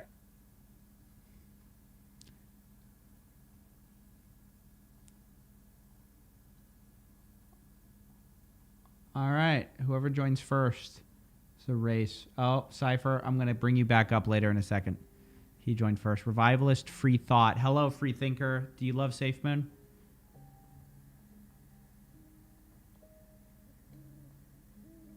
All right. Hey, how are you, Coffee? There he is. There he is. Nick of time. You made it. Hey, What's man. going on? Are you a free thinker? Do you love SafeMoon? Both, man. I live real close to you, right near Houston, and I've enjoyed your videos for a long time. Cool. What's up? Yeah, so I do still like SafeMoon, and I know that there's a lot of negative stuff to say about it. Earlier you said, or you made a comment at least indicating that, you know, people who still like it, they're not looking at reality or they're not using logical thinking, you know. Which probably comes as a shock to you, who's a free thinker. I come to you to say it is possible to use free thinking to still come to support a long shot idea. Give us this is what we're here for. Go ahead. Right, man. Most of what you've covered in your videos so far has been old parse data, like data that's been parsed by people paying attention in the community for the last year. It's great that you put it in a concise and condensed way, but most of it isn't new information. As far as like if they, and by they I guess at this point I mean John Caroni, if he wants to do something bad, if anybody on the team wanted to do something bad, why dox themselves? Why insure the LP? Why involve your family? Why hire expensive new devs lately? Why hire expensive new MIT people lately if you just plan to like quit this whole thing and rug the whole thing? Why not steal the $250 million that they locked away when things were at max value? Why didn't any of the people involved do the worst thing possible and take all the money, which was a huge amount? Nobody did that. Even the worst people who have all been like fired and moved along. As far as wrongdoing, like let's say John is the snake that you think he is. Name me a big ass company now that doesn't have wrongdoing in its early stages. Look at Microsoft in its early stages. I know what you're going to say. People always make fun of me for comparing this to like Microsoft or Amazon. I think it's a great comparison. No, the people who at the time, nobody would compare Microsoft to IBM. because it was a fucking bullshit operation. It had nothing to compare itself to. Like, of course it's trash now. It's extremely risky. But to act like there's not wrongdoing in the early operations of a lot of companies is insane. Those people get washed out. Money from investors? Bill Gates actively stole IP from Xerox. He did his best. Dude, he had a shitty idea, which was we don't have to sell hardware if we can sell software. And then he just ripped off the idea of a GUI and a mouse. Yep. Yeah, we all know that. And look at Microsoft now. I'm not saying people should profit off bad people, but Bill Gates has also changed his tune. You have to understand that's different. That would be akin to SafeMoon copying Trust Wallet, adding a few things and calling it their wallet, right? That's what Microsoft did. Microsoft also had a new idea, which was we don't have to sell the hardware. The value is in licensing the software. You're missing the part about taking the money from investors. Okay, so both are morally wrong. We agree on that. Stealing is wrong on an intellectual property level, just the same as it is on right. Right. There's so a let's say difference. John. I agreed to that originally. Let's say John is the worst snake you say he is. Name me a company, a big ass company that doesn't have bad actors in the early stages. Apple. Okay, Steve Jobs never did anything wrong. He didn't abuse his employees. No, listen, you have to understand that there is a difference. Okay. Surely you can understand there is a difference. I'll allow you to concede that point. Wait. There's a difference between you're taking IP from somebody else, which, yes, is not a good thing to do. It's a bad thing to do. You're probably going to get sued over it, and you should get sued over it. But there's a difference between that and stealing from your investors. One, like you said, I mean, you can kind of fail your way to success. Name me a company that they openly steal from investors that goes to the moon.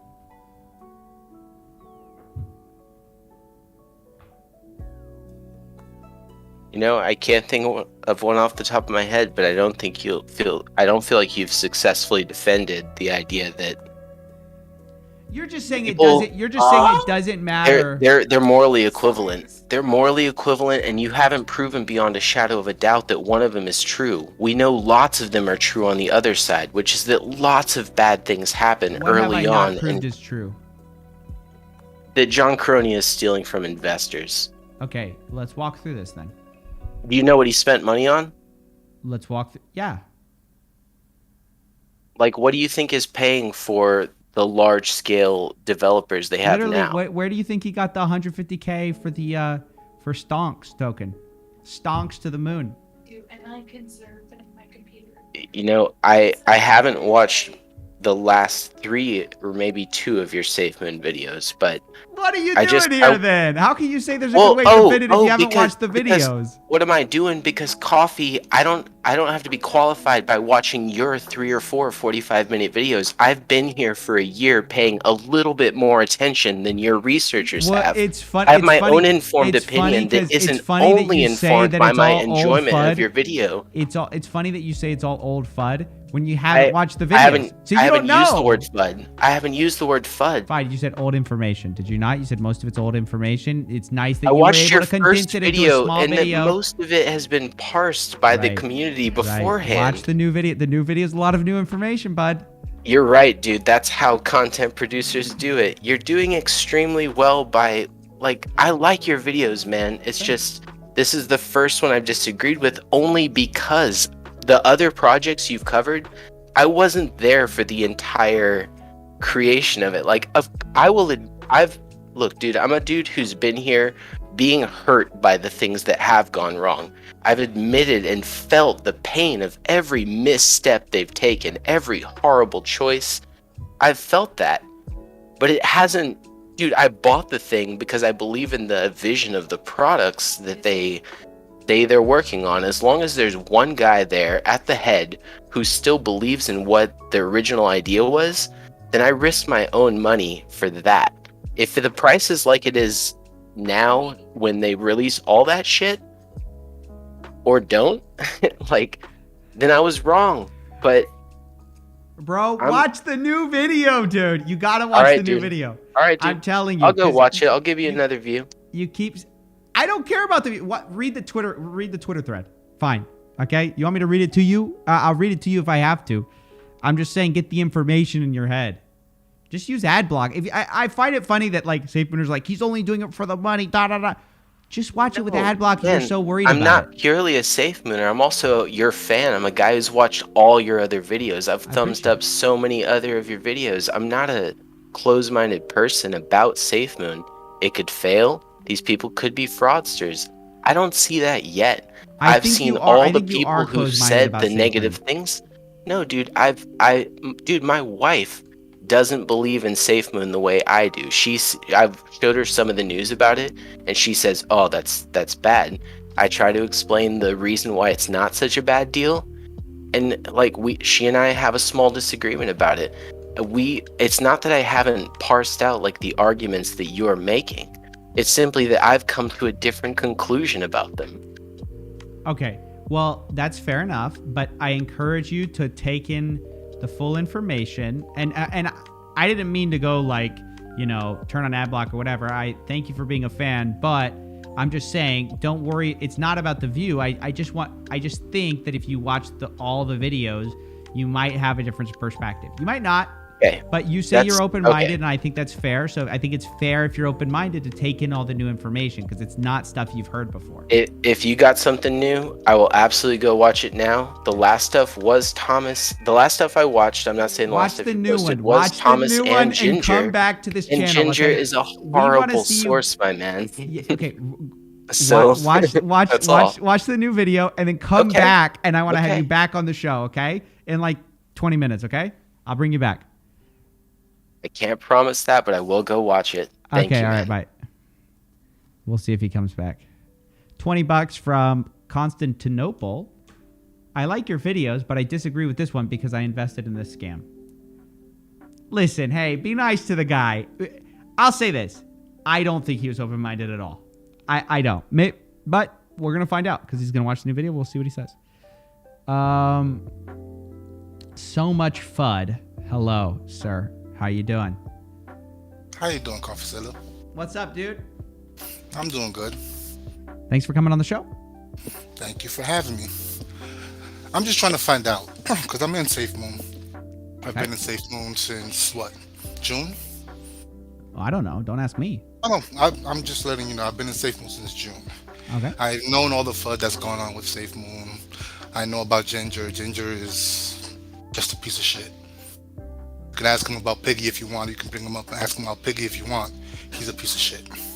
He tried to scam Safe Moon and put all his liquidity into his little piggy shit. That ended up bad. Same with Thomas, because you keep mentioning the Gabe wallet. That Gabe wallet is actually Thanos LLC. If you look into Thomas's LinkedIn, who's the owner of Thanos LLC? He has it on his LinkedIn. Thomas Smith. No, he's not. If you look up the actual incorporation documents. If you look it up, he has founder. Anyone can claim anything on LinkedIn. I can say I'm the founder of Pepsi. Look up the actual.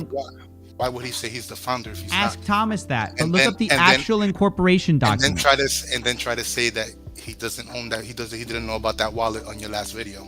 Look up the all I can tell you is to look up the actual incorporation documents. Anybody can say anything. Everything is all there. Thomas, he's been in multiple projects. People know about him already. Okay, but show his true colors. Sure.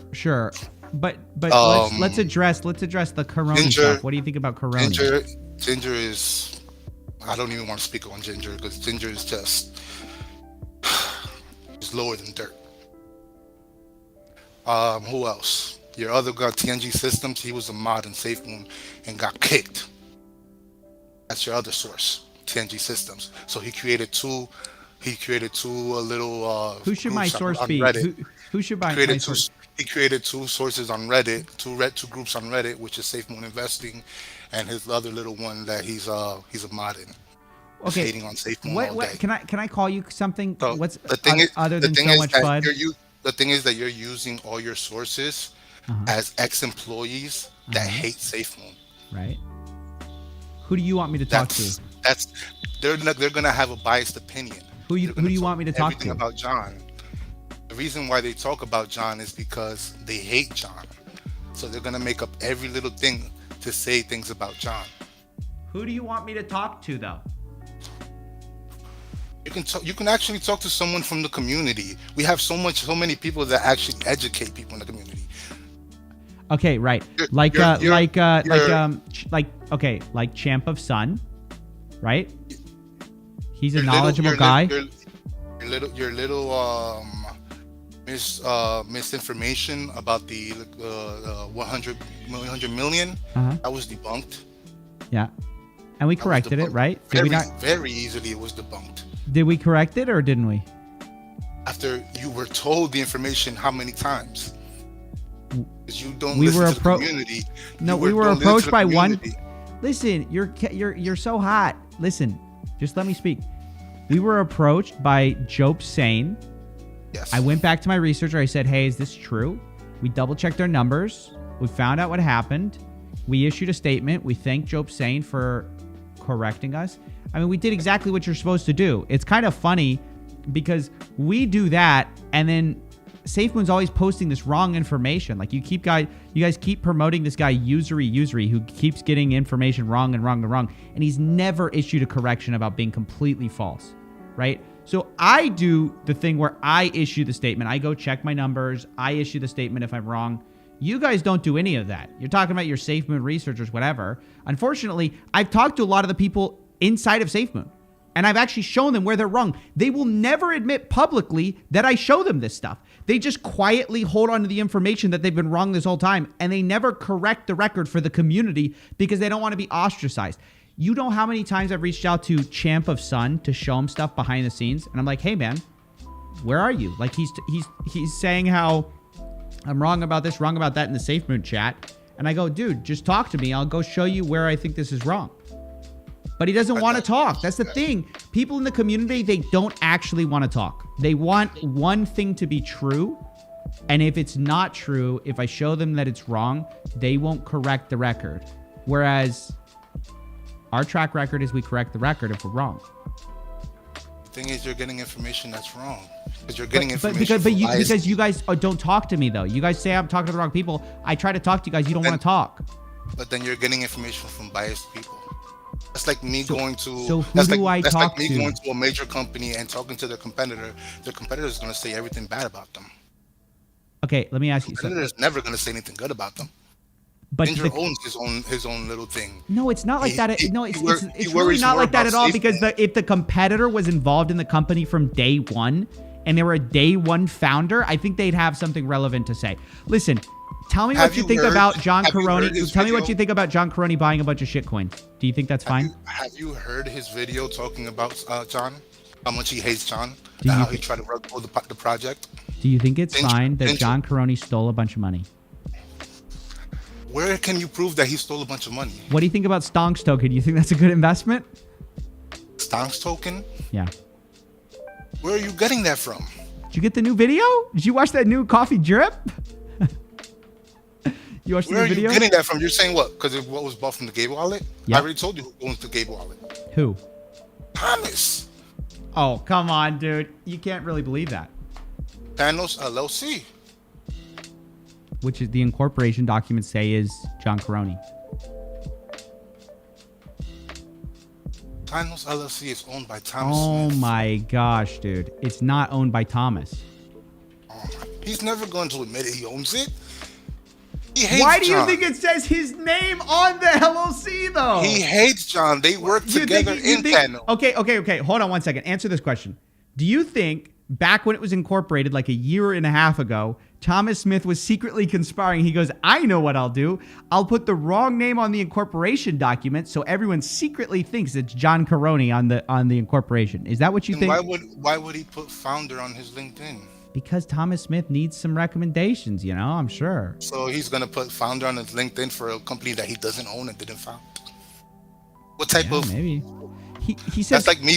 That's he like me says going on founder LinkedIn slash right now. So he says founder slash CTO, So he probably co-owned it with, he might have co-owned it with Caroni, but Caroni's the only one on the incorporation document. So he probably calls himself a founder, but probably has no ownership. It would be my guess. You're going about this all wrong. You need to get the facts straight with, because the sources you have are Okay. So do you think John Caroni owns his own Twitter account? Or do you think Thomas owns that too?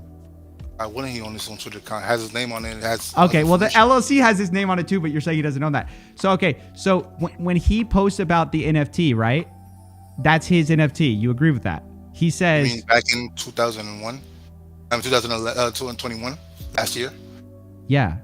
Before all this FUD started? Before what FUD started? It was in 2021, before all this FUD started. What do Yeah, you mean? he still had access to the liquidity pool, duh. Like, what are you saying? He posted the NFT you're talking about that was posted in 2021. That wasn't posted recently. Nobody said it was. So what do you mean that he invested in that with the liquidity pool of Bitmark? Where do you think he got? So if you actually trace this wallet, which I'm sure you, I don't know if you believe in the blockchain, but you and your followers are saying that he used the money that came from Bitmark, from their hack, that was supposed to go to SafeMoon. You're saying that he used that to buy those stonks tokens, right? That's what you're saying? No, I didn't say that. That's what your followers are saying. Who are my followers? Followers, stop it! I'm telling them right now to stop it because that's not what I'm saying. I didn't say it's from the Bitmart hack. When did I say it's from the Where did it come from then? Because it came. Did you listen to the Thomas call? Thomas said it. See, so there's a Bitmart deal. Okay, let me explain. So there's this Bitmart deal they had where, according to Thomas, he was selling millions of SafeMoon that was coming from the liquidity pool, aka you, the investor, and they were selling that to Bitmart and making millions of dollars. This is further corroborated by an insider source who said that John Caroni told him that they were going to be put in a new tax bracket because of the Bitmart deal. Then Bitmart starts pouring millions of dollars into places like the Gabe wallet and the OX666 wallet. That's not from the hack. That's from this deal they had with Bitmart, whether it be from the reflections, which they stole, or whether it be from the LP that they stole. Either way, it's from the LP. So that's where all that comes from. So that's the actual facts about the case. So then we trace this NFT, which is after they started making millions from Bitmart, right? Guess who this wallet is getting millions from? The Gabe wallet. Okay, so you're telling me Thomas was paying off Caroni? Why would he pay off Caroni if he hates Caroni? Explain that. Why would Caroni be paying off himself? You're saying that he owns both wallets, right? Yeah, you transfer money between each other all the time. I'm saying you say they hate each other. You're saying they're trying to sabotage each other.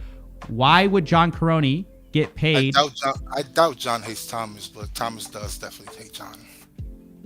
Oh, because John's a loving guy, or what? Why would he hate Thomas? He kicked him out. He kicked him out for a reason. Well, that's probably why he hates him. You just answered your own question. He kicked him out for a reason because him, Ginger. Let's see, what was that YouTuber that you said that was scamming SafeMoon as well? They all had their little thing where they was trying to make that piggy token and scam everybody. Their little rug pull. Mm-hmm. So why haven't you brought that up, since that's your source? Why haven't you brought up how Ginger was scamming everyone with the piggy token? Can you just stick on the one thing? You just keep jumping around. Is it Thomas? Is it Ginger? Who do you want to talk about? I mean, here's the thing. I talked about the piggy token being an absolute fail, being an absolute rug pull already. I talked about it in the first video. What I'm trying to talk about, though, the thing is that in the scheme of things, you have to understand something. Video, you actually used that video footage from the piggy token as a SafeMoon footage. You said that was from SafeMoon. Where what? And that was in the where first video. video. Where they're talking about Yes, where they're talking about the FBI. Yeah. They're talking about the Talk FBI. About Piggy. Talk about Piggy. They were talking about Piggy in that first video, and you had it in a Discord chat. They were talking about Piggy in that first video, and you used it as a guy. These are people affiliated with SafeMoon talking about deleting evidence from their Discord. You don't think that's relevant to SafeMoon? You think they were just talking about Piggy? I disagree. I disagree 100%. They were talking about Piggy on that. because they were trying to steal the liquidity from SafeMoon to put it into Piggy. Okay, listen. We're going to have to talk about one thing at a time. If you want to talk about Piggy, we can talk about it after. My position on Piggy has always been the same, which is that in the grand scheme of things, it's a terrible rug pull. People should be held accountable, but ultimately, it's nothing in the scope of SafeMoon, right? It's So how wait, much did they rug pull? So wait, you agree that Piggy was a scam, but you haven't made any video on it? I thought you were a detective that shows all the scams. It's a tiny scam. It's like a subsidy of a scam. It's like there's a scam, and then they created a token that was like a subsidy of the scam. So I've already talked about it. You basically pick and choose what scams to. Yes, that's part of having limited time on this earth. I know that might come as a shock. So listen. So And you can go ahead and enjoy the money that Ginger's paying you, because we already know that they're paying you. do you think Ginger's paying me? Wait, come back. Wait, don't leave. Don't run away. Don't run away like a little baby. Come back. So much fun. It was just getting good. Come back. Okay, he's gone. I don't know what to say. Who's next?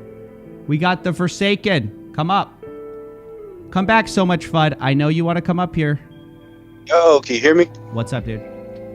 What up, man? Yeah, I'm diehard, hardcore safe mooner over here, man. But also, I'm not a blind rat either. So you know what I mean. It's good to have a good conversation. Thank you. know what I mean? Nice to talk to you. Yeah, man. So I've seen all your videos. So I've also know everything you're talking about. And yeah, that last video that you just posted up. Yeah, of course it doesn't look good. Like anyone that sits there and says it does look good, they'd be lying, right? Well, that last guy said it was all paid FUD. What do you think? I mean, it's investigation. It's still speculation, but I mean, you can sit there and say, a lot of things are speculation, but when you get a lot of different facts that are kind of like, okay, well, this ties into this wallet, this ties into this wallet, and this person bought this. I mean, you just have to open your eyes with different things, but it's still what makes me wonder with the whole thing as far as, what they're doing with stuff like maybe John did take some money. I agree. I mean, it looks like he did, but was that his own, where he got allocated that money and he wanted to buy some NFTs? You're saying when you were talking to somebody else, they were talking about, why would he do that? Why would he do that? Well, hey, shit, why would you buy SafeMoon? You know what I'm saying? You got into it, right? You got into it. You said, hey, I want to invest some money in this. So you do it, as far as the project itself. Wait, that's your explanation for him investing in stock. Wait, I'm sorry. Did you say that's why he invested in what? Like the NFTs and different things like that, right? But you have to understand that was being called a. I'm getting a little feedback on your side. I don't know if we can stop that. Oh, let me try to lower myself. Can you hear me better? I can hear you fine, but it's just Okay. I'm like feedbacking. I don't know if we can fix that. Just mute when I start talking and then unmute when you're talking. Okay. Okay. Sounds good. So what I was saying is that the whole thing is supposed to be a company wallet. That's what everyone said the Gabe wallet was. Oh, it's a company wallet. It's a company wallet. Well, it's buying Stonks token for 150K. So it's either you can't have it both ways, right? It's either this fiduciary account for developers, blah blah blah, or it's a personal wallet. Or he's mingling funds. I guess that's like a third option, but that also looks really bad. So you're saying, well, why would we invest? Why does anybody invest? And it's like you're tacitly admitting that he's using those funds as personal funds, and then you have to explain how he has basically $9 million across 3 accounts that he owns. Is that a reasonable CEO salary for a guy who just lived in a trailer like a year ago? Or a van, whatever it was? Well, yeah, and once again, like, there's a lot of people that, I'm saying, like, different places that started up in garages and different things. So I think that part is not so valid, right? Because, you take Jeff Bezos, he's not living in a van or just in his garage anymore. He got million dollar homes, right? It's a little bit different, right? Those guys probably didn't make $9 million from investors in the first year, right? And that's possible. But then also, in the first year, did they become $1 billion corporation in that first year? What, in the goofy accounting of the crypto world?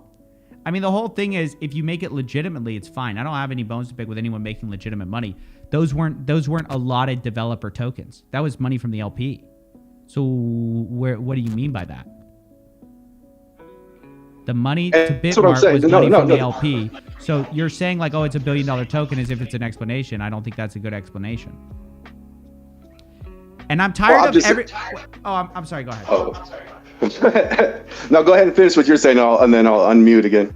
Okay, last thing. I'm tired of people comparing John to Jeff Bezos, Elon Musk, Bill Gates. Come on, people. We could do better than this. They're not the same. Well, see, the thing is, yeah, they're not the same at this moment. But I mean, at the same time, they all started very small, right? So that's why there's the comparison. It's not the comparison of where they're at now. It's where they're trying to get. You know what I mean? Yeah, but no, there's a big difference in how they act. I'm afraid to say. Well, I can't talk right now. Been on this live stream for too long. So yeah, I don't think it's fair to compare at all. They haven't done anything close to the same thing. Not even close. One is serious allegations against them. The other doesn't. Okay, what do you think?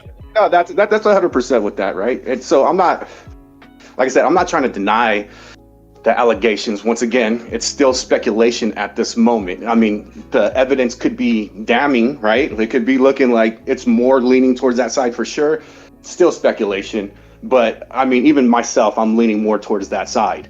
When people talk about the fact that, he used that money, I mean, come on, man.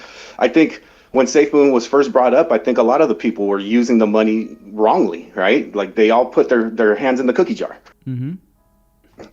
And so after the fact, right, obviously, you're going to see the dips and different things like that. And once again, if they did take the 6 million, 100% wrong, right? But that's not why SafeMoon's down 90%. You know what I'm saying? If you took $6 million out of a 1 billion, as far as investors' money, that doesn't drop a project 90%. It's all about the SafeMoon holders. People that still believe in the project don't. People that take out their money and people that don't. So I think that, yes, it was definitely, not started up the right way. I think that they still do have a good vision. I think John is a young CEO that is learning his way, doesn't really know, and he probably doesn't have the best PR either. So I'm glad they got a PR team. But, when you do research and development, which they do, you have to look at it. There's a lot of times you put a lot of stuff on the shelf, right? You sit there and say, hey, we're going to work on this, we're going to work on this, and we're going to work on this. And then you have timelines when you're working on those projects and you say, okay, we've gotten progress on this and we have to pull back on this because, we're not getting as far as we need to go. So that gets put up on the shelf and then you proceed with the projects that are still, moving forward. And I think that's what's going on with SafeMoon at the moment. I think that they're still trying to push forward. A young Buck Bezos, CEO, getting his feet wet. Yeah, exactly. And people got to understand that SafeMoon is a moonshot coin. It's not a blue chip coin, right? It's a coin that you put your money into, you invest into it, and you basically say, I hope this goes far, but if it fails, it fails. That's how I feel about it, and I feel that, a lot of people, like you said, they get emotionally attached. When you say certain things, they get really butthurt over it. And, when SafeMoon people say things, it seems like you're almost like in an defensive side of defending yourself. But I think it's somewhere in the middle is the actuality of it all. It's in the middle between a fraud and not a fraud. It's like somewhere in the gray area is what you're saying. I think. I'm saying as far as how SafeMoon started off, I'm pretty sure it was a fraud. I'm pretty sure. As far as John took money, it's not a fraud? Well, like I said, if you look at the version 2, getting the insurance, getting the HR, getting the business up, trying to come out with their different products. Yes, the wallet was delayed, but we have the wallet. The swap was delayed, but we have the swap. To sit there and say that we're not getting listed on different exchanges, to say that we're not going to work towards global tokenomics, I don't think it's even going to happen this year, but will it happen? I think it will, and I don't need SafeMoon to do change the world. I just need them to keep coming out with products when they can, and the price will eventually go up little by little by little. Well, maybe, or maybe it's a giant scam. Yeah, I mean, if it was a giant scam, they've taken too many precautions as of lately. Not saying the 2021, not saying all the stuff that happened in the beginning. Well, like I said, as far as getting themselves doxxed, as far as getting their LP insured, you know, as far as getting like their HR team, getting Can PR. you explain the LP insurance? This is hilarious. Okay, so explain the LP insurance. Okay, so from my knowledge, because once again, I'm not a CEO of the company or nothing like that, but LP insurance is if they were to get a rug pulled or if they were to basically get hacked and lose all their money, the insurance covers that loss. Who insured it? Once again, I'm not part of the company, but I know that they were the first ones to get insured. So. Oh, I bet they were. How much did they get insured for? Once again, am I in the company? Like I said, my dude, like, you know what I'm saying? I'm just saying those are steps a company takes to, you know, kind of build that backbone for their company, saying, hey, we're trying to start. Who can rug pull it. So are they insuring them from themselves? What exactly are they insuring here? Well, yeah, I mean, from my understanding, right, if you stole something that's insured and you're found out to be stole the money, then that would be a fraud right there, and you would go to jail. Right? And we're not talking about Virgin Way One. too hopeful about like oh, if what you committed a crime, you're going to jail for sure. Dude, it's crypto. You're losing your money. Yeah, but, I mean, that's what happened. That's the only thing for sure that's going to happen if they take your money is you're losing your money. That's the only thing that's for sure. You're like, you keep hoping that like, oh, if they committed a crime, they'd like, the cops would be all over them. So you're telling me if I pretended to have my house robbed, right, and then my insurance pays me for that stuff, and they found out that I stole it, you're telling me I wouldn't get in trouble for that? Translated to crypto. Imagine, I'm translating it to insurance. We're talking about insurance on crypto. Insurance is this mature industry. First of all, you can't point me to the insurance company. You can't point me to the insurance contract. It's just as likely he just said it and none of it was true. You just believed it wholesale. You haven't seen anything. There's no proof. Okay. And so you have proof that they didn't. No, but they're making the claim, not me. They're making an unfalsifiable claim. You're saying, where's the proof that they didn't insure it? It's like, okay, I don't know. They haven't proven it. The burden of proof is on them. They're the one making the claim. No, yes I know. I yes, 100% agree with you on that. But I'm just saying, but I'm not also like, I'm sure like even after this, you know what I'm saying? You probably have like Safe Moon Joe or somebody else that's going to go through this stuff, maybe Atlas or Generation Crypto that's going to go and they're going to make a video showing how it is insured. You know what I'm saying? That's what they're into, right? Like you said to the other guy. Once again, I'm not the guy that's on it. You know what I'm saying? Who's the guy? Once again, find me the guy. Generation Crypto. Is that the guy? Somebody come up here and be the guy. Somebody come up here and be the guy. He might know, you know what I'm saying? But once again, man, before it gets all crazy or whatever, the fact is I'm in SafeMoon. Yeah, I was down maybe like 50%, and then I bought the dip. Right now I'm maybe down 10% because I mean I DCA, right? Dollar cost average my dips. With that, I hope SafeMoon pulls out of this, and I hope they do good. And I don't approve of SafeMoon Army people that do try to bash people for having different opinions. I think that's totally wrong. But at the same time, I don't like it when people say, dude, you're still in SafeMoon, like you're tripping. What are you thinking? Because it's like that's their choice, right? That's their choice. And if they still want to believe in the company and they still want to push forward for it, then I think that should be not looked at as a bad thing. Then it's like good luck, you know? Don't you feel though that if it's a fraud, you would want to help people out, help people realize that? 100%. That's why I like your videos. Don't get me wrong. Is there questions to be asked? For sure. You know, anyone that's, like I said, even the SafeMoon content creators, they'll even sit there and say that they would like some of these things asked and answered. You know what I mean? I'm not saying that no one should ask these things or no one should try to find out these things. But if somebody says, hey, through all this stuff, where some people might call it FUD or facts or however you want to look at it, through all this stuff, I still want to stick with my investment, and I hope it still goes great. I think there's nothing wrong with that. All right. Well, I mean, what do you want me to say? I'm not going to wish you ill, but good luck. Good luck to you, man. I mean, I think there's a little bit of copium here, but it is what it is. Like, this is your life. You can decide whatever you want.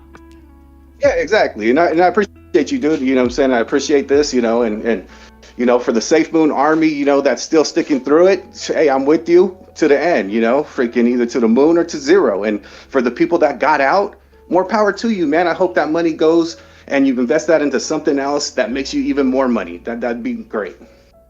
I don't think that's going to be very hard. Okay, thank you. Appreciate it. All right, bye. I mean, making more money than SafeMoon is like, can you find a coin that's not negative 90? Is it still negative 90%? Is it worse than that?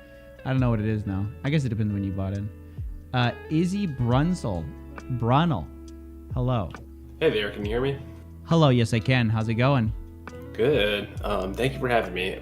My main question is, there's a lot of accusations tossed around the crypto world. If it's FUD, if it's fraud, if this is a Ponzi scheme or a pyramid scheme. This just seems like straight up embezzlement, if you ask me, which I watch all your videos, but I just never heard that term tossed around before.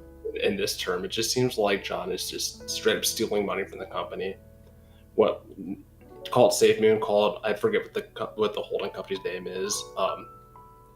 Thor, Tether, not Tether, but starts with a T. It just seems like it's just straight up embezzlement at this point. That's what I just say. I'm a zero pointer. I think it's all just straight up speculation. There's nothing backing it. Okay. All right. Cool. Well, yeah. I mean, I think this one is pretty clear, but that's just my opinion. Thanks for coming on. Thank you.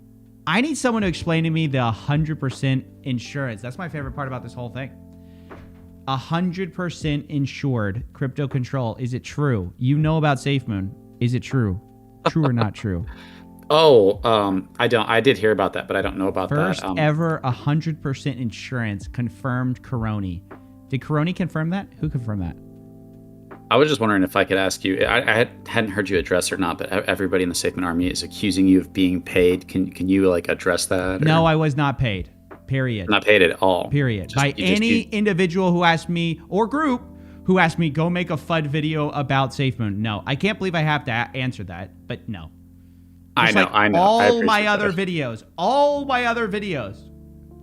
That'd be so stupid to start now. When I'm going to start, I didn't do it this whole time, but all of a sudden I'm going to start, and I'm going to do it with SafeMoon. That's really stupid. Yeah, I just wanted to hear you on the record saying on the record. Never happened. Okay. All right. Were you expecting different? I don't know. Are you surprised by that? No, I'm not at all. Yeah. No. I think it's funny. It's kind of like saying like you just go rumor, crypto control beats his wife. And then it's like me going, hey, haven't you heard you deny it?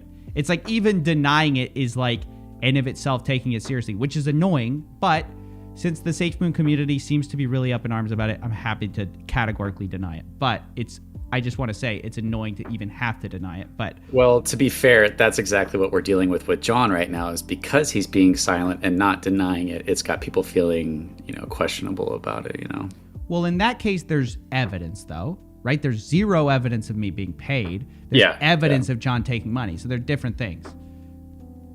For sure. All right. I appreciate that. I'll step it. You got Ginger down there. Maybe he could answer the 100% thing. The 100% what? The tax thing or what? Yeah, what you were just asking about, the 100% insured liquidity. Does he know? Okay. Does he want to come up? Ginger, put your hand up if you want to come up. Anybody want to talk about the insurance? Does anybody know about the insurance? Saggy Nips, I've had you already up. Smooth Brain, he seems like a person to talk to. Hey, how you doing? What's up? Not much. I just really interested by all your videos. I got into SafeMoon pretty early, early April, and I was definitely really enamored with the team and all of the promises and everything. Got really into the community, joined the Discord, followed the Reddit, every move, kind of paying a lot of attention to it. And what I realized pretty soon, especially with all of the the bots that they came up with, or members of the community up with that tracked whale movements, was that when the whales started to move, if one of them sold big, they all seemed to move in tandem with one another. Mm-hmm. And I was able to use that to my advantage, and quite a few members of the Discord also kind of did the same thing. And after a while, I started to, after SafeMoon Dev sold out, a lot of the big players sort of moved out of SafeMoon, started to realize it was, quite the downward spiral. Bought and sold a couple of the different dips. And luckily, shortly after V2, I was up only because of following the whales. And in the end, what I ended up doing was just selling out of the community and getting away from it, because I, saw a lot of the things that you kind of displayed. And what's scary is the only reason I saw those is because of how in the community I was, and it's very cult-like, or I guess I can't really tell you what it's like in a cult, but it's a big echo chamber, and there's not a whole lot of people saying anything other than pro SafeMoon things, which is really difficult to see around if you aren't a critical thinker, and it's definitely scary. I'm really glad that your videos are coming out, and a lot of people are getting to get a lot more information and have it plainly laid out for them, because not everybody's willing to kind of look beyond all the cheerleaders that are going on, Yeah, definitely true. Most people aren't willing to look beyond the facts. There's a huge kind of, I don't want to say cult, but it does strike a lot of those similar kind of tones. Can you explain the LP, insured LP? I keep seeing this. I've never seen any proof. I mean, it could be true.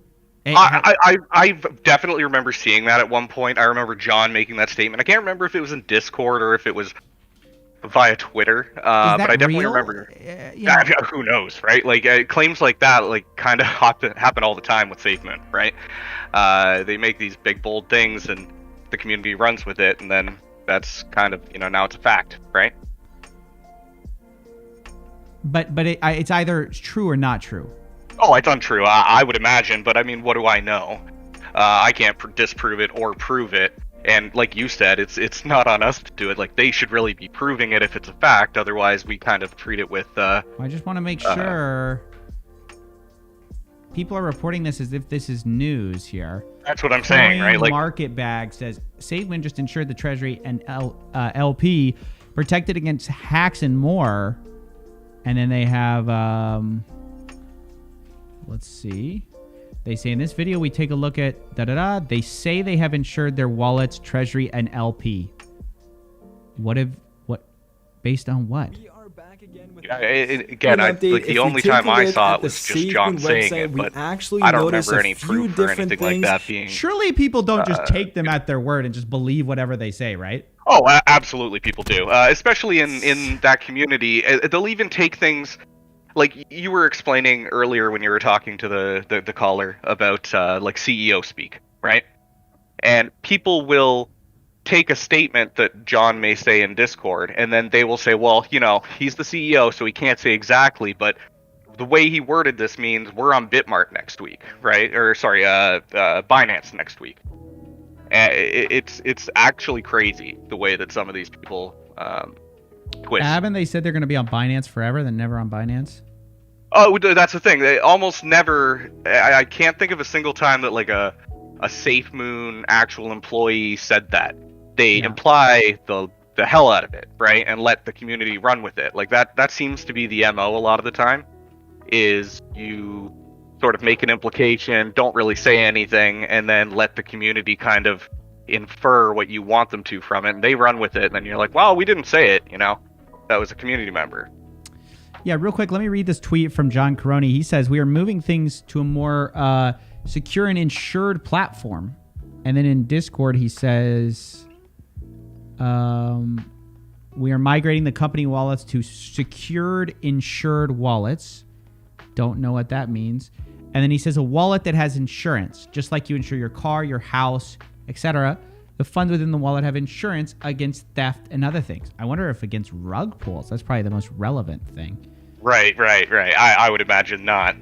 There's going to be some fine print there, right? Unless he's found the perfect infinite money hack, right? That's an infinite money hack for sure. You That keep is an saying that, infinite money oh, hack. they got rugged again. And What are you going to do, right? It Crying. They're happens. like, why does this keep happening? Yeah.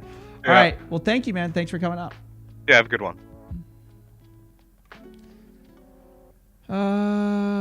Didn't we ask some people to come back up? Did that guy ever come back after he after he said he was going to be here? He said he was going to watch the video. Lant, I don't know what your thing says. What's up, man? Lantac Quad. I don't know what that's about. Hello. Okay. Bye. Engineer DJD. Come on, let's get a few people up. It's been a while now. I'm gonna call it pretty soon.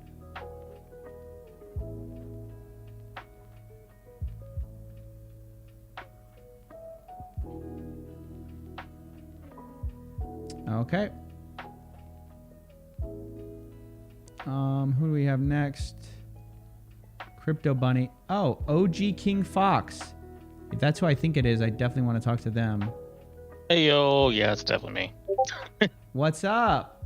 Hey. Oh, what's good, dude? This is one of guys. We're in Safe Moon royalty here. We have. I don't know about that. It's one of the former. What were you, a web dev for Safe Moon? Yeah, so I was the web developer for SafeMoon. Tell us why you came on today. Pretty interesting place to come. The CoffeeZilla stream. Well, I am under certain obligations to where I can't really badmouth SafeMoon, but I can explain what they mean by secured wallets.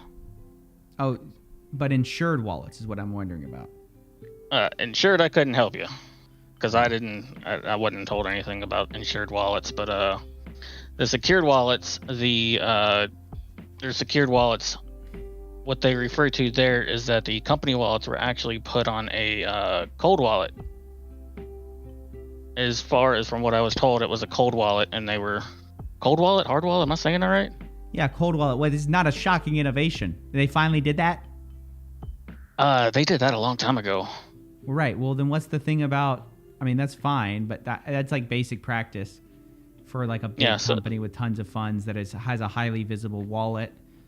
You try Well, the meaning there, secured, it's a double meaning, right? From what I was told, they took their company wallets, put them on a cold wallet, and then they turned them over to their lawyer. To their I don't know if they're in-house lawyers or what, but they handed it off to a lawyer who has it in safekeeping, as far as I know. I kind of doubt it. Maybe that's true. I don't know. Like I said, I don't have proof of it. They didn't show us proof of anything. They just kind of told us, and that was it. Hey, that's how it works at SafeMoon. They tell you how it is. Yeah, I can definitely attest to that. So okay, so they finally put it on a cold wallet and they handed it to their lawyers allegedly, and then it's secure from themselves.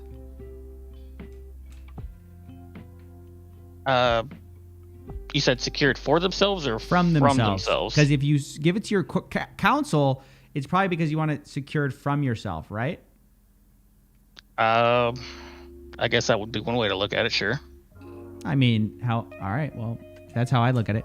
So you can't explain though, because that's the insurance thing is what I'm interested in. So tell us, OG King Fox, were you privy to anything where you thought, maybe this is fraud? Red flag. Don't love this. Actually, no. They kept me out of the loop of pretty much all of their inside operations. I was completely kept out of all of it. I was never on the core team. I was literally a contractor. A likely story, OG King Fox. Likely story. I mean, I can pull up the 1099 and send it to you. Hey, fair enough, man. Fair enough. Don't press me about it. I'm just saying it might be true, but it's also a likely story. Yeah, no, I get you. Did you have any good or bad interactions with Coroni? What were your impressions of him at the time? I don't want to just say that he's bad. I mean, because I'm sure some people had very good times with him. I'm gonna say neutral. There was definitely some good times and bad times. Okay. Actually, I don't really say. I don't. No, there wasn't really no bad times because we hardly ever interacted and stuff like that. It mostly just me sending them messages about what's going on in the community and stuff like that. And Okay. What were you? the only- you were just a web dev. That's what you were. yeah, I was just maintaining their website and that's it. What do you think of all the allegations that have come out? Have you seen the new videos? Yes, I've seen them all. So, well, it's specifically the last couple that, you know, are interesting. I'll say that. I say the dog's cute. Oh yeah, John's dog. It's a cute dog. Can you imagine if a $1 billion company goes down because of a dog? Just that's so funny. Objectively, Oh, man. even if you're in Safe Moon, you have to admit a wiener dog blowing your whole scheme. That's funny, dude. That is. Hey, if really if funny. it happens, it happens. I mean, I'm not going to say it will or it won't, but Mhm. if it does, I would actually laugh my ass off. That'd be some funny shit. Yeah, that's a good Netflix series. Is gonna be, and then the dog got revealed. It was all fine. He was fine. He was taking down the FUD. He was stopping the FUD like Neo. Did you see that tweet? Did you see the Neo tweet? Yeah, he didn't actually make that. It was posted a while back. I think it was made like a week or so before he posted it. I think he just took it from the community. But I mean, it's a good meme, but the character there kind of doesn't really fit John that well. Wow, coming in hot. All right, I like that. I like that a lot. Yeah, I'd have to agree with you. I think you're gonna get a cease and desist after this. He's gonna go. Oh yeah, more than likely. Yeah, more than likely. Probably not going to be a cease and desist. It's probably going to be something much worse. But it is what it is. Oh, I like. Yes, OG King Fox. If you get sued, let me know. You going to cover it? Because it ain't going to be cheap. No, I don't got that kind of money. Listen, I don't either. I don't have that kind of money. But listen, if you need, maybe the Safe Moon Army can fundraise you some funds to fight it. I don't know. Shit, that ain't gonna happen. You don't think they're gonna defend you? Hey, my 25K followers is all from Safe Moon. Oh, they're gonna hate you after this. And Coming on Fudzilla, dude. Get out. You're done. Hey, I'm not gonna disagree with you, and I'm not gonna agree with you. I'm gonna ride the line and not get sued. Hell yeah, brother. Hell yeah. Hey, that's okay. I'm kind of surprised that I don't think, because I've heard from a lot, you don't have to confirm this, but I just heard it just objectively from a bunch of from the former Safe Moon employees where they were like, look, John just sues at the drop of a hat. He's threatening to sue everybody, and nothing's come out yet. I'm just surprised. I mean, obviously I don't want anyone to get sued, but I'm just, from his reputation to actually what's going on, it's really weird. Don't you find that strange? It's kind of odd that most people are sitting there misevaluating the company. They think the evaluation comes from the market cap. It does not. The evaluation comes from the LP, and since they legally can't touch the LP, that's effectively null. So it's whatever money they have. Legally can't touch the LP is kind of a fuzzy concept. Okay. But yeah. No, it'd basically be what's in their business wallets, not what's in the LP or their market cap. So them going and suing somebody is going to be a couple $100,000 probably. Let's just be on the safe side, say it costs $200,000, and they've got, and John supposedly has this $9 million in his wallet. I mean, that's no small percentage. And I can sit there and drag that on for years. It's going to take years. So if John were to come after me, it'd probably cost him hundreds of thousands of dollars. And I do have a counterclaim if he does sue me, but I'm not going to get into that details. It has to do with me being fired. Whoa, interesting, OG King Fox. Something from the lawyers that have gotten in contact with me, I have a legal right to sue them. Really? But will I or will I not? New stream Probably title: not. OG King Fox sues. No, I'm just kidding. No, please don't put that in the video. No. I'm not going. That's not how, I don't have that kind of money to afford that. And a lawyer's going to look at me and be like, "Yeah, no." It's just not worth going after. It's just not worth going after for me. Wait a second. It's not like it's going to get my job back or anything. So I mean. So how did you get fired?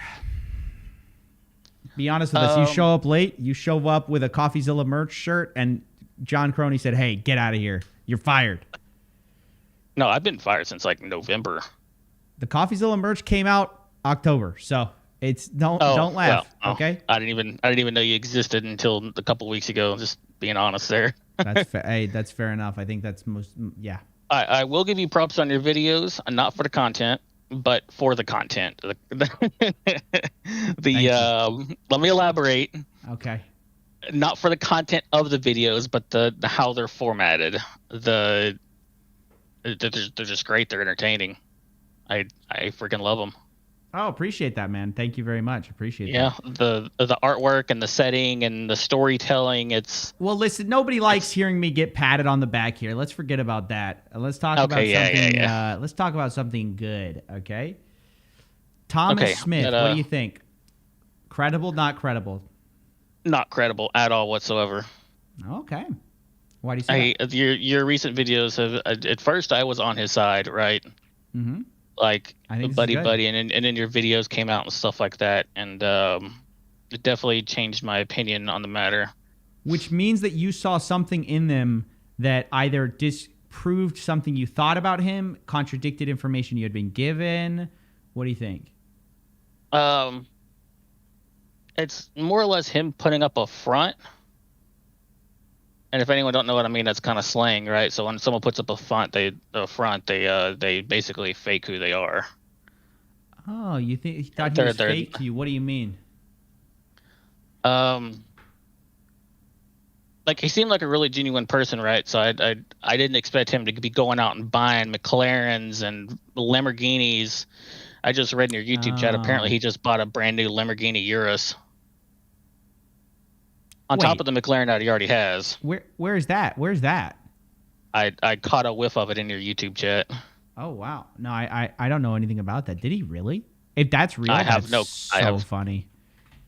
Yeah, and I actually sent Ginger, who I don't believe to be a shit person, although he's in my DMs, and I don't, I'm not saying this because sometimes he is a shit person, but other times he's not. I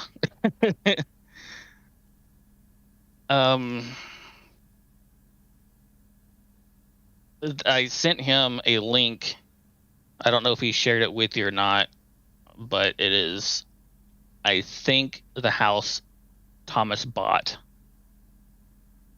and the time frame is very close. Oh, and yeah, Thomas totally bought him a house. Yeah, so it's in New I thought people Hampshire. knew about that. Yeah, does everybody know that Thomas used some of the LP money to buy one of their guys a house, or to try to buy him a house, and then I think the guy ended up wasting the money on trading, or at least that's what was said. That's what was said to me. You see, it wasn't just a house. This was like a 15-bedroom, $900,000 house sitting on 20, 30 acres of land, if not more. What? No, I don't think this is right. If Ginger sent you the link, it's probably in her DMs. No, I saw this. I knew about this thing a long time ago. I knew about this transaction a long time ago. No, it wasn't on the blockchain. The time frame matches up. This house was bought in, I think, June or July of last year. Do you have a pick, or didn't happen? Pick or didn't happen? Yes, I sent it to Ginger. Send it to my Twitter.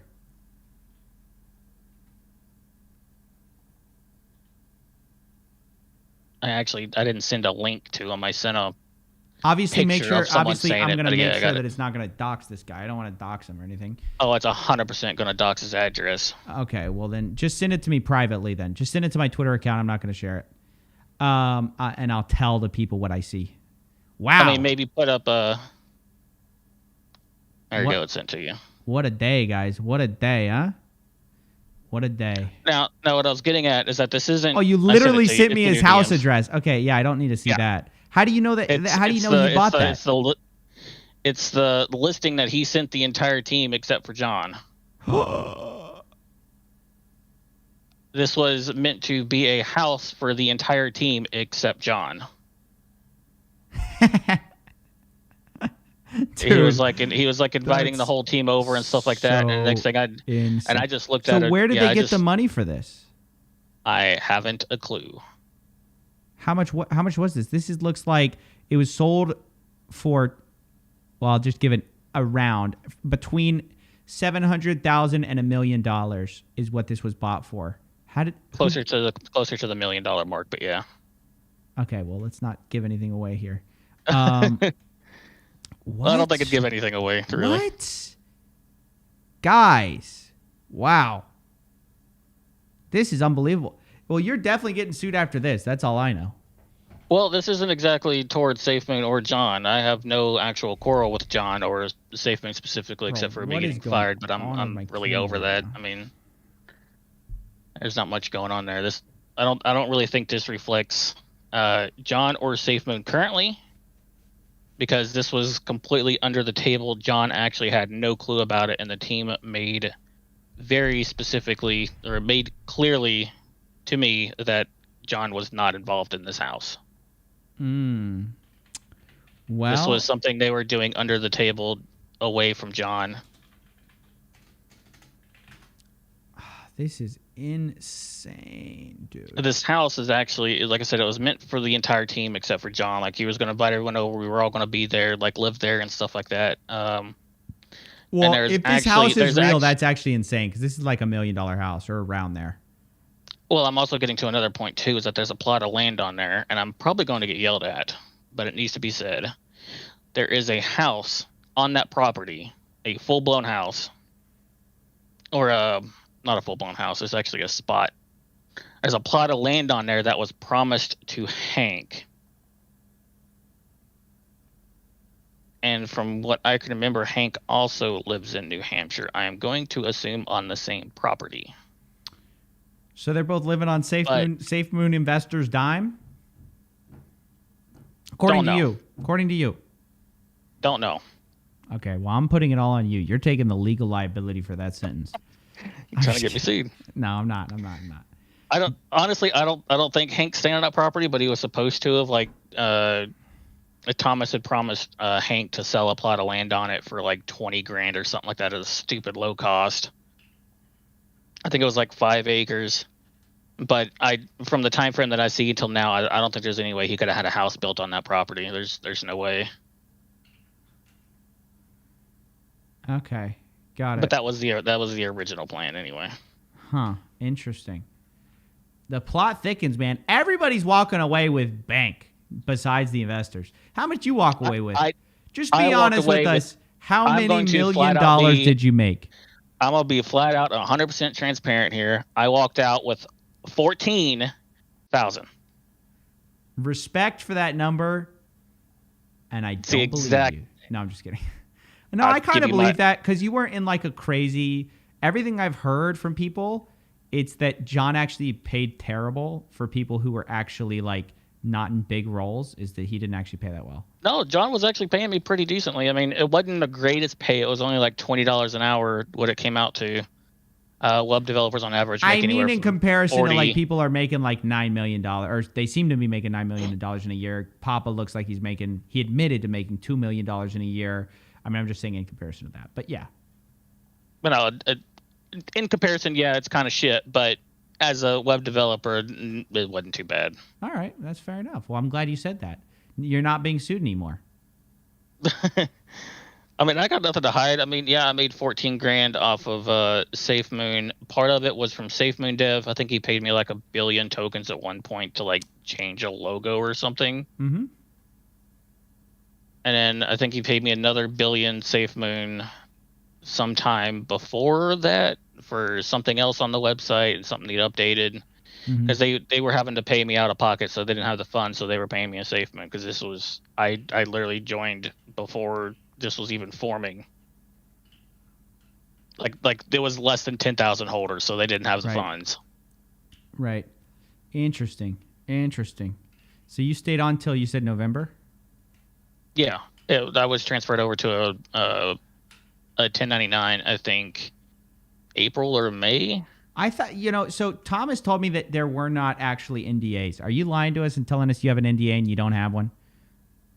I don't have an NDA. So why can't you talk about SafeMoon openly and honestly? Can't answer that. Bro, did you get paid off to not talk? Can't answer that. Come on. OG King Fox, I thought we were friends, dude. You didn't tell me? Sorry, man, I can't answer that. I Wow. can't confirm or deny. I can't answer that. Woo! It all came out really quick, didn't it? Oh, that's funny. I didn't confirm or deny anything. You're just making assumptions. No, Look to be out I'm not. there. Listen, I hear loud and clear. Wink, wink.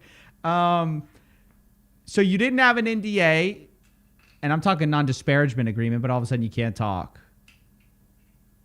You mean a non-disparage? You mean non-disclosure? There's two. You can do a non-disparagement, and you can do a non-disclosure agreement. Non-disparagement means you can't talk bad about somebody. Oh, I was under a non-disclosure. For SafeMoon? Or I was not under a... Yeah.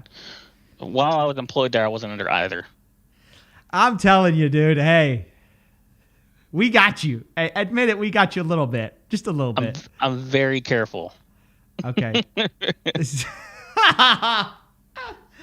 Good for you, buddy. Good for you getting paid out. Or maybe not, we don't know. We don't know. It's are you on Cruelty's property? Are you hanging out with Hank or what? Cruelty. No, I'm not. I'm not anywhere near Hank. I mean, me and Hank still talk, but he lives several states away from me. I'm still like living in the middle of the hood in Texarkana, Texas. Oh, okay. Nice. It's on my Twitter profile. I didn't dox myself. No, good. Yeah, I'm in Texas too. Okay, so all right. So now what? You can't disparage. You can't and you can't really talk about SafeMoon. What can you talk about? Give us some juice. The people want a little bit of juice, and they deserve it. They've been sitting with me for like 3 hours. Give us some juice, please.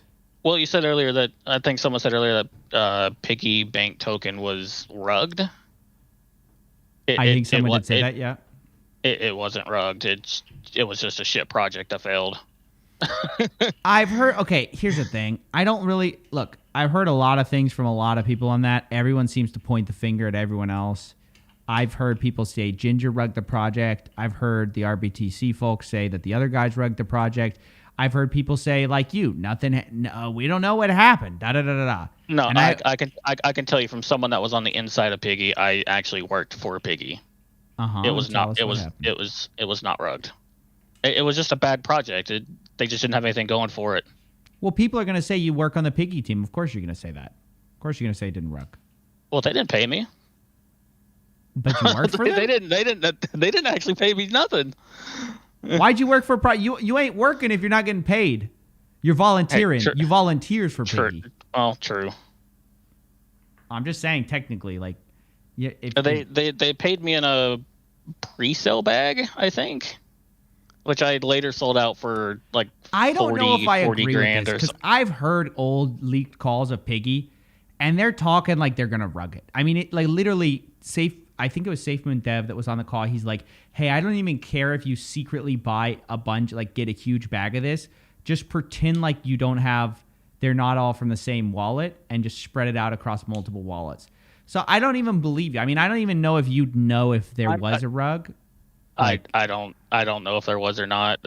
I'm speaking on from experience from when I was there. Past that, I couldn't honestly tell you. But what do you want us to all assume when like SafeMoon Dev's acting like that? That's sketchy, dude. It is, and I'm not going to sit there and defend SafeMoon Dev because he does what he does. I don't know if you've looked at the original V1 contract deployer, but there's about 30 NFTs sitting on it. There's a bunch of stuff in that deployer wallet, dude. Oh, yeah, honestly, SafeMoon Dev, like, I don't know about that guy, dude. I mean, I think he's going to walk away scot-free because he was smart enough to just shut up and run, and he just hasn't said anything. And I think sometimes that's the best policy if you're did what he did. But I think that he did some bad stuff, and he did it fast, and he just moved on, which is probably the smartest way to do it. Let someone like John take all the heat later. Yeah, so I think that's what's going on with the original dev team is that they, especially SafeBand Dev, he could have easily started all this in a early stages, and now that John's the only one left, he's taken all the heat for it. I will admit some things don't look right. Careful. But careful, your payment is on the line. You've got paid for this. I did not. Oh, you said you didn't, but you can't talk about it. What do you mean? I thought you said you can't confirm or deny. What are you talking about? I got paid for this. I didn't get paid for the statement. What are you talking about? No. I'm saying you got paid. I'm saying you got paid to not say that he's done some bad things. I'm saying you can't talk bad about SafeMoon, I thought. Okay, I can't. Let's start over. Where was I at? Okay. You were saying that it does look like Karoni's done some sketchy things, and I said, careful now. I'm trying to help you. You said I want you to get sued. I don't want you to get sued. So you said, it doesn't look good for Karoni. I'm saying it doesn't look good for Karoni, but I believe a lot of the problems were caused by the original team. Because they were doing stuff under the table, as I showed you, the house. Mm-hmm. And I don't know, there's all that shit. Piggy bank was done under the table. John had no idea about it. That was while the team was employed at SafeMoon. Mm-hmm. And then wasn't just piggy bank. I thought there was another one. Ginger, can you send me a demon if there was another one? I thought there was another one. Is he even still in here? I have no idea. Yeah, he's still in here. Nobility. And then Hank, I think, joined Nobility while being employed at SafeMoon. As a matter of fact, I think he's still there.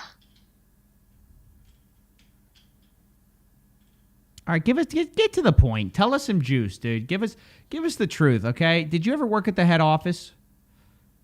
No. You were just remote the whole time? You ever meet up with these guys? Did you ever meet up with them? You ever shake Thomas Smith's hand? Not a single person ever. Okay. Because I'm trying to get the feeling is what are these guys like in real life? Well, you wouldn't know, I guess. What can you tell us? What can you tell us after all this experience with SafeMoon? You're gonna write a biography. What's the headline? What's the first line in your biography? I can't talk. What is it? From my experience talking with John, he seemed like a pretty okay dude. Okay. I mean, he tried to tell me a few times how to design the website, and I will be the first person to tell you I'm no god tier web developer or web designer, not developer. I'm not a god tier designer, but back end stuff I can do some amazing things. But he was like trying to like get me to this is a boring start to a book, dude. It is a very boring start to a book. I got you. He's not a designer. Let's just say that. Okay. Other than that we've really had no quarrels with each other. He was actually pretty nice to me and stuff. And I think the only really person I had a problem with on the team was, I think, Ginger at one point while he was employed there, or Ragnar. And if you want to talk about some sketch people, you should. I don't think Ginger's in comparison with Rag. Ragnar, really? Yeah, he's getting kind of shoved under the rug from what it seems. We should not definitely be forgetting him, because this entire time he claimed he didn't have a single penny of SafeMoon from start to finish. Oh, Ragnar? He claimed he didn't have a single dime of SafeMoon.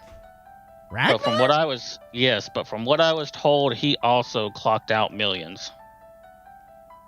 Explain, OG King Fox. I don't know from where or how, from what kind of deal or any of that. That's all the information I've got. Bro, you ain't got no source. You coming to me without a source? Do you know got who a I source. am? I've got a source. Coffeezilla?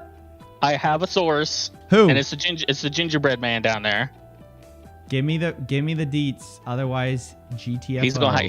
He's gonna have to come up here and give you the deeds or DM them to you or something. I'm throwing him under the bus. Man, all these secret sources. I just need the truth, dude. I believe he was probably paid in SafeMoon like me, but the entire time he was sitting there denying that he had a single dime. I think a lot of people denied they haven't had a dime. I think Hank said at one point he never got paid, which that was not true. A lot of people denied it. Yeah, I mean, someone in Ragnar's position, being there the whole time, you would think he's getting paid something. So I mean, and I don't know if you've noticed or not, but Ragnar has not made an appearance in any of this. He has not been active on social media. He's not seen anyone DMs. He has just completely disappeared. I know where he's disappeared to. Where's he disappeared to? He's working with Hank at HLW Group. What's that? HLW Group, I think, is what Hank is turned into. It was a business he had previously established for...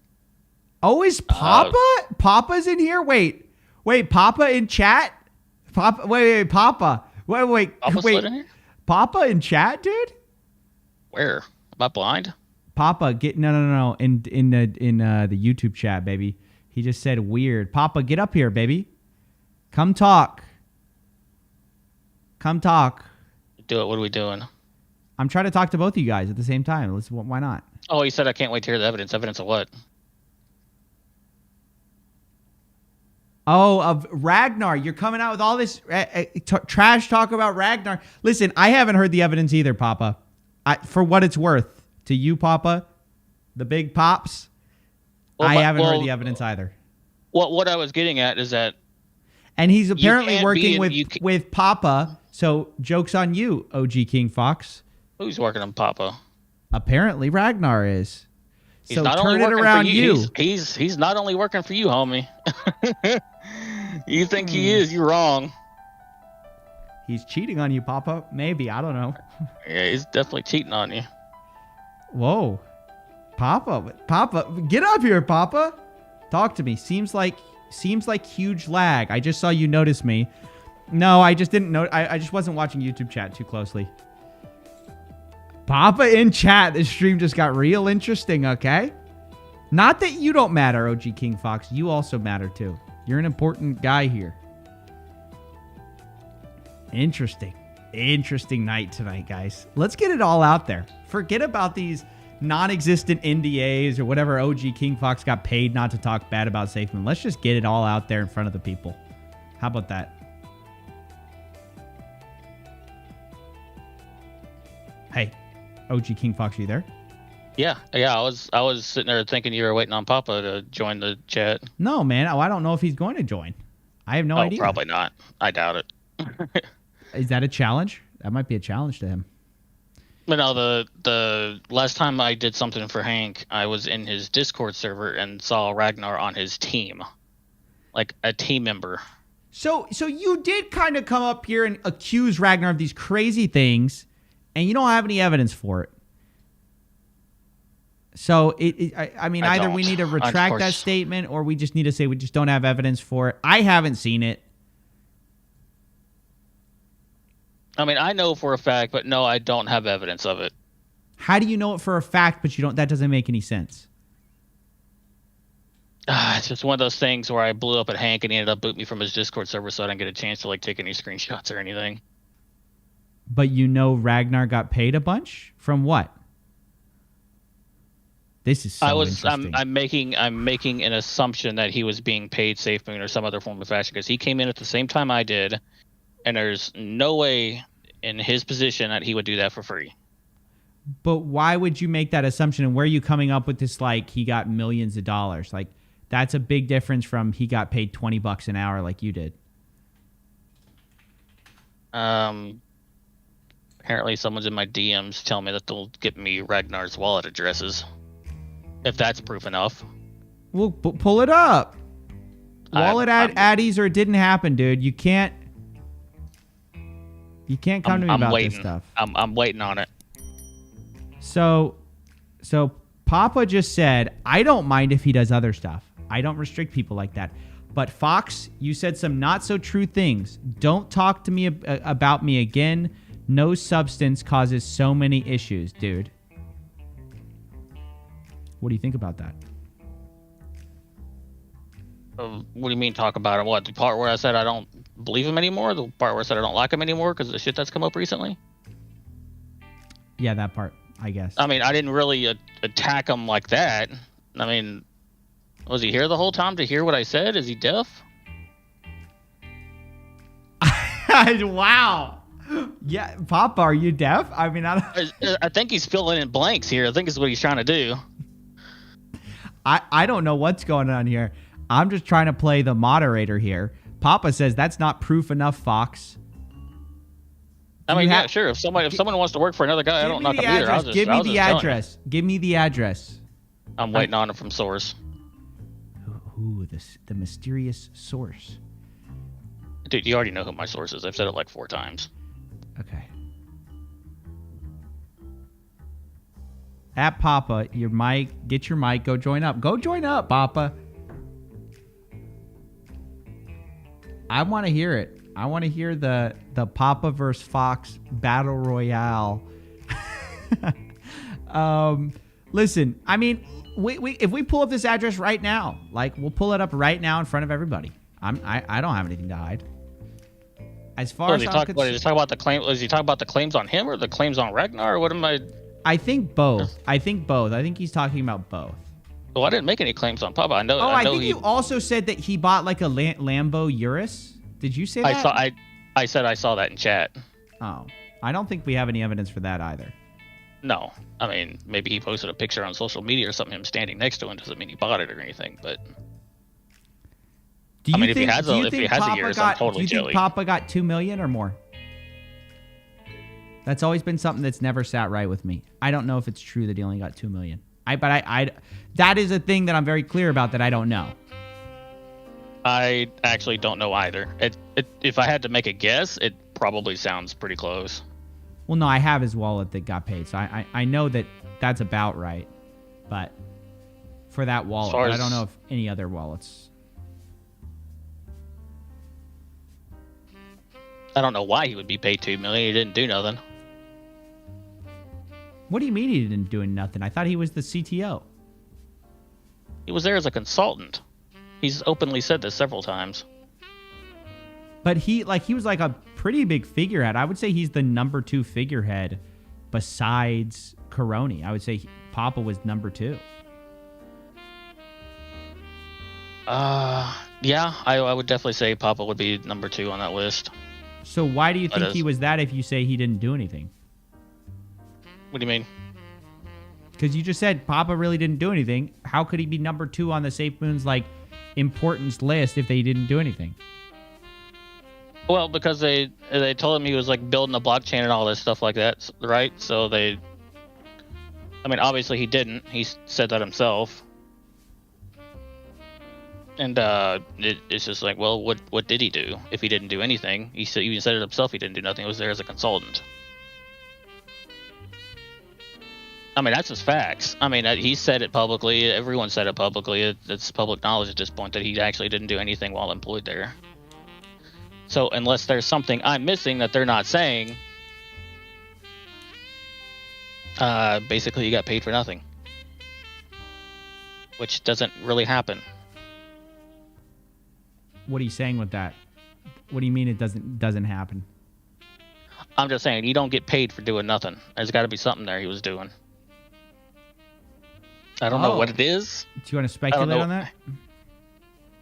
Yeah, I can speculate. That's about all I can do because I don't have facts or anything like that. If that's okay. Okay. What's your speculation? Well, my speculation is that he wasn't actually there to do anything. He was just being paid literally as a figurehead. Literally, that's it. Because if he's not there doing anything, what's he getting paid for? That'd be the only reasonable explanation. He was literally just paid to make an appearance. there were some things. So I don't know if I totally agree. I mean, I talked to Papa. It's kind of strange because he does have a lot of inside knowledge that I just don't think you can have if you're doing nothing. At the same time, he also denied knowing certain things that I felt like he should have known. Like he denied knowing that Kyle was stealing from the LP. And I just thought that was crazy that he didn't know that. I was like blown away. And by the way, this is something I said to his face. I wouldn't not tell this to his face. I told him to his face, and I'm saying it now. I think it's highly irregular that he didn't know anything about that. However, he did know a lot about the other stuff, so it seems like, okay, maybe he was involved.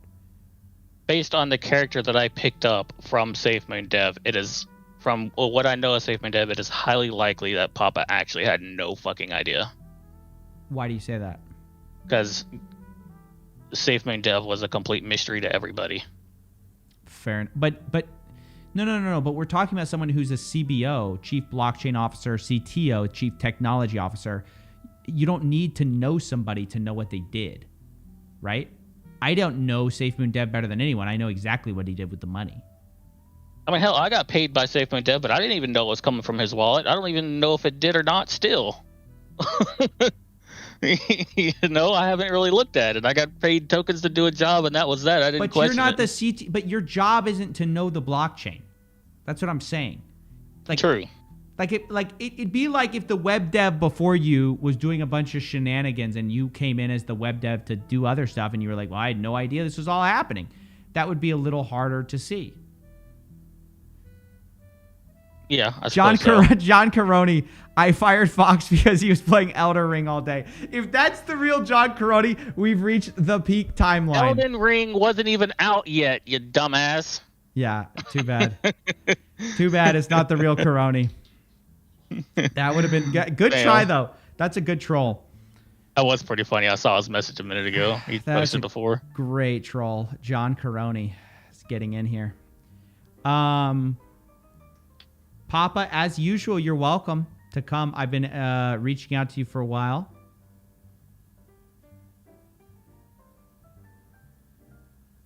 Okay.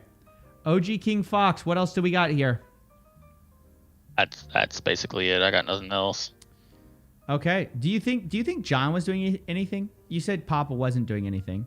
Do you think John was doing anything? What do you mean by doing anything? Well, somebody on the team had to do something. You're saying this guy's not doing anything. Who's doing something? Oh, John literally has his hands in everything. Okay, got it. Like he was trying to do everything like all at once. You know, he project manager, a lead, everything. He had his hands in a little bit of every bit of it. Interesting. I mean, like I said, at one point he was trying to tell me how to design the website, which I promptly told him, no, that's a bad idea. Right.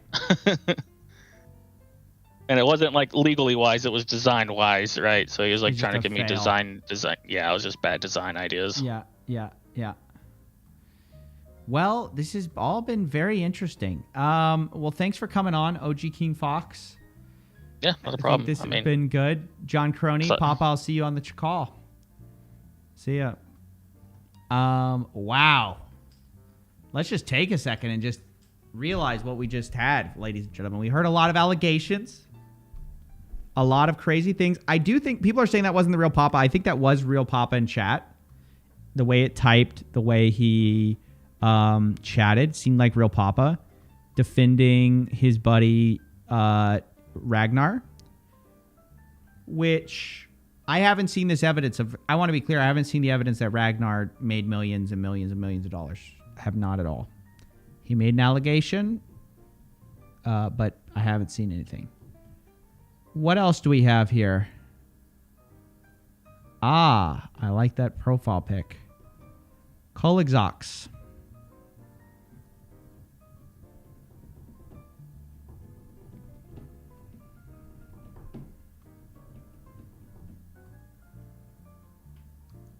Okay.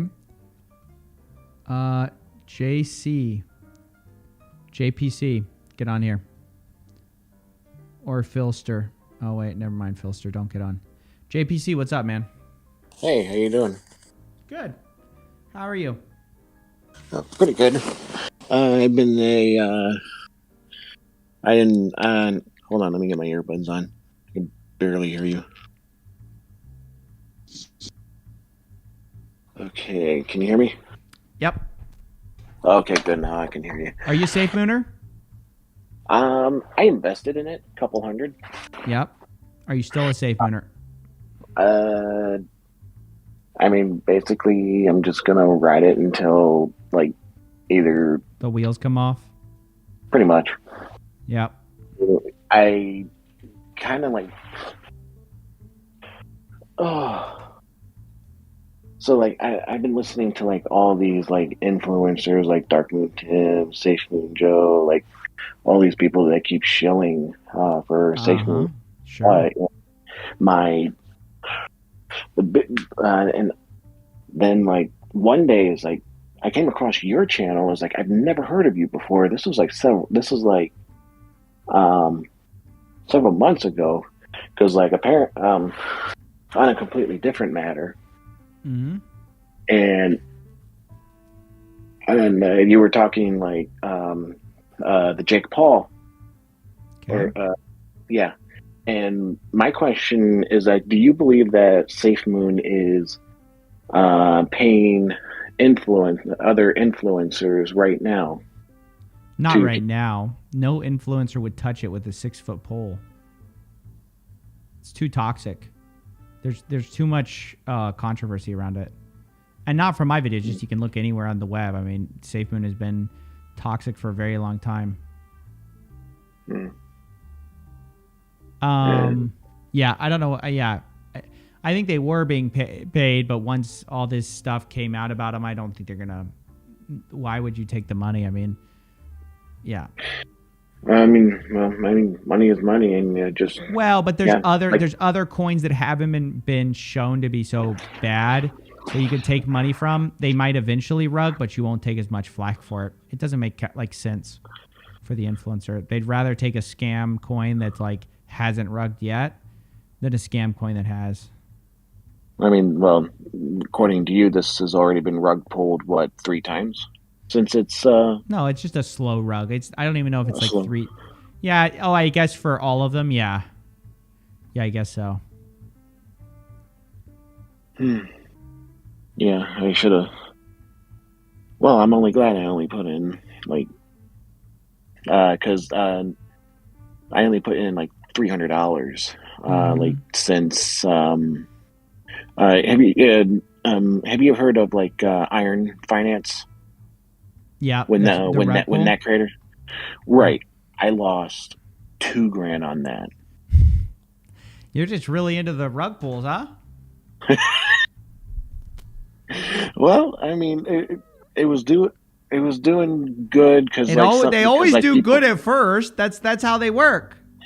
Well, with Iron Finance, there was people were exploiting, I believe, like a loophole in its coding that was causing the price to go up and down so much. Or it was that whole thing with that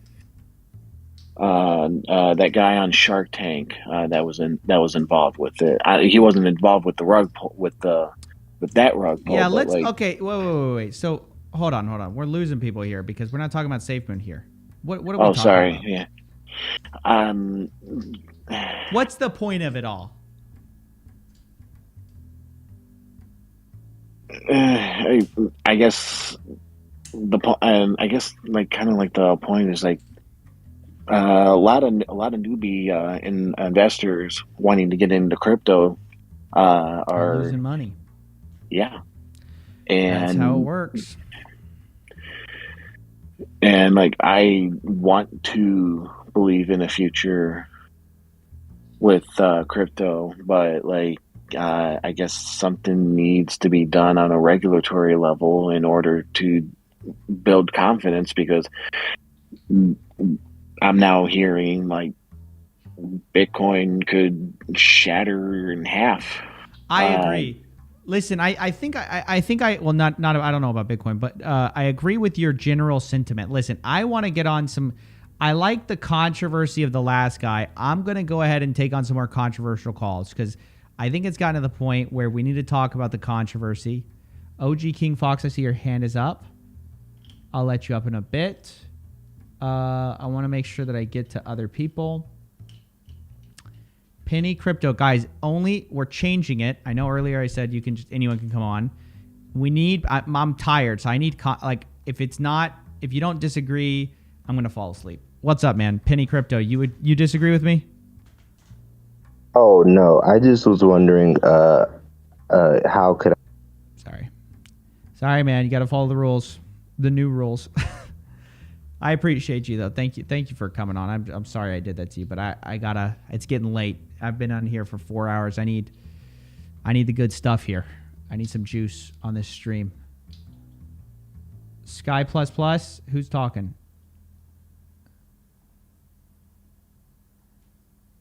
Sky Plus Plus, what's up, man? Do you disagree with me? Hello? Hello, do you disagree? Yeah, I just don't understand why I'm on the fence with it right now. I don't understand why he would dox himself if he was running a scam. Like, most of the rug pools then they show themselves. Yeah, it's super common though for also rug pools to dox themselves too, though. Like, that's not totally uncommon. That's happening. Yeah, I gotta be honest. I was irritated with your other videos and stuff. Tell me why. Because I have a lot of money in SafeMoon, or I did. How much do you have? How much did you put in total, like dollar amount? I put in like $24,000, something around there. Yikes! Okay, go ahead. I don't know. Yeah, well, I put in $3,000 on April 2nd of 21, and then it went all the way to like $80,000, and I didn't sell. And I got my family members, my girlfriend, my friends to invest. It's like a pyramid scheme. Yeah, and we're all down tremendously right now. My girlfriend put in $8,000. Woo! And now she's at like $700. Are y'all still together? Yes. Well, actually, it's a good girl. Keep that girl. Well, yeah. Ride or die. That's nice. I was new to crypto when all this stuff was happening. You sound like you're new to life. How old are you? Well, I'm 23. I sound pretty young, but. Oh no, then I'm sorry. Then I didn't mean to sound like that. No. Okay. It's fine. Yeah, I don't know. I was new to stuff. I actually lost. What happened when SafeMoon hit 80,000? I was euphoric. I've never had that much money. Okay. So I took out $30,000 and then I put it into other projects, and those all got rugged off of like crypto moonshots and Satoshi Street bets. I lost all my money on that. So then I reinvested. Yeah, I reinvested $20,000 off of a legitimate project, and I put that $20,000 back into SafeMoon, and now I'm at like $2,900. Oh no, dude! So you're just losing money. Yeah, unfortunately. Well, in the Telegram channel, when SafeMoon was like right before it started popping off, people were like, I don't know. It was like a little jump. It was a little jump. It wasn't when it rocketed, but people were like, buy. And all these people I had conversations with on Telegram deleted their accounts. So, Just scammers, dude. Those are scammers. Yeah. This is like a cautionary tale here. Yeah, no, I mean, yeah. The other dude, the Fox guy, just to get this right. Yeah, I know. So was he basically saying, without saying, that he got paid off? Is that? Good question. I don't actually know. I actually don't know. Because I really don't know what to do right now. I've put in I've told you how much money I put in. Like, I'm probably just I've lost so much money at this point that I'm probably just $2,900 is not nothing though, right? Well, yeah, but yeah, It's not 23, but it's not nothing. You can do a lot with $2,900. Yeah. Obviously, don't get. Well, I don't want to give you advice because obviously I could be wrong. I get what. Yeah. But I think you're gonna be fine. Are you in college? Are you working? What are you doing? I'm working. Good for you. I That's dropped out of fine. college. You're fine. But- Don't worry about it. Just try not. The whole thing is if you try to get rich quick though, like on these meme coins, you're not going to. You're gonna get ripped off every time. A lot of these people, you hear about all the winners. You don't hear about all the times people lose. And obviously you've learned that lesson. But if I could be honest with you, it just sounds like maybe not bet super heavy on the meme coins for a while. Yeah. And I don't know. The whole Safe Moon's just really messy right now. It's a bloodbath. Like actually, Yeah, it when is. you went live on here, I put like CoffeeZilla's live in the Safe Moon Discord channel, and they've like blacklisted saying your name apparently. Like I got a warning from a bot No. that you can't say the word CoffeeZilla. Wait, really? Yeah, I've screenshotted it. I'm typing in chat now. Yeah. So I just say Decafzilla. Oh, really? Decafzilla, huh? Can you send me a screenshot of your warning? I want the community to see the warning. Just send me a screenshot. Yeah. Give Send me a DM on 1 Twitter. second. I'm on the phone. Give me I'm like gonna read 10 chat seconds. while you talk. Yeah, no worries. Yo, dude, John Caroni in chat is killing me right now. It's a fake John Caroni. He said the guy goes like, "I'm losing." Poor guy. He said, "I lost 24K," and then John Caroni responds, "I took your 24K and played Halo." That's horrible. Oh, that's horrible. I'm sorry. And then John Caroni said, "Tell him to buy the dip." That's terrible, John. I'm not going to tell him that. It says it won't let me send the message to you. Why not? I don't know. I might have to add you, maybe. I don't know.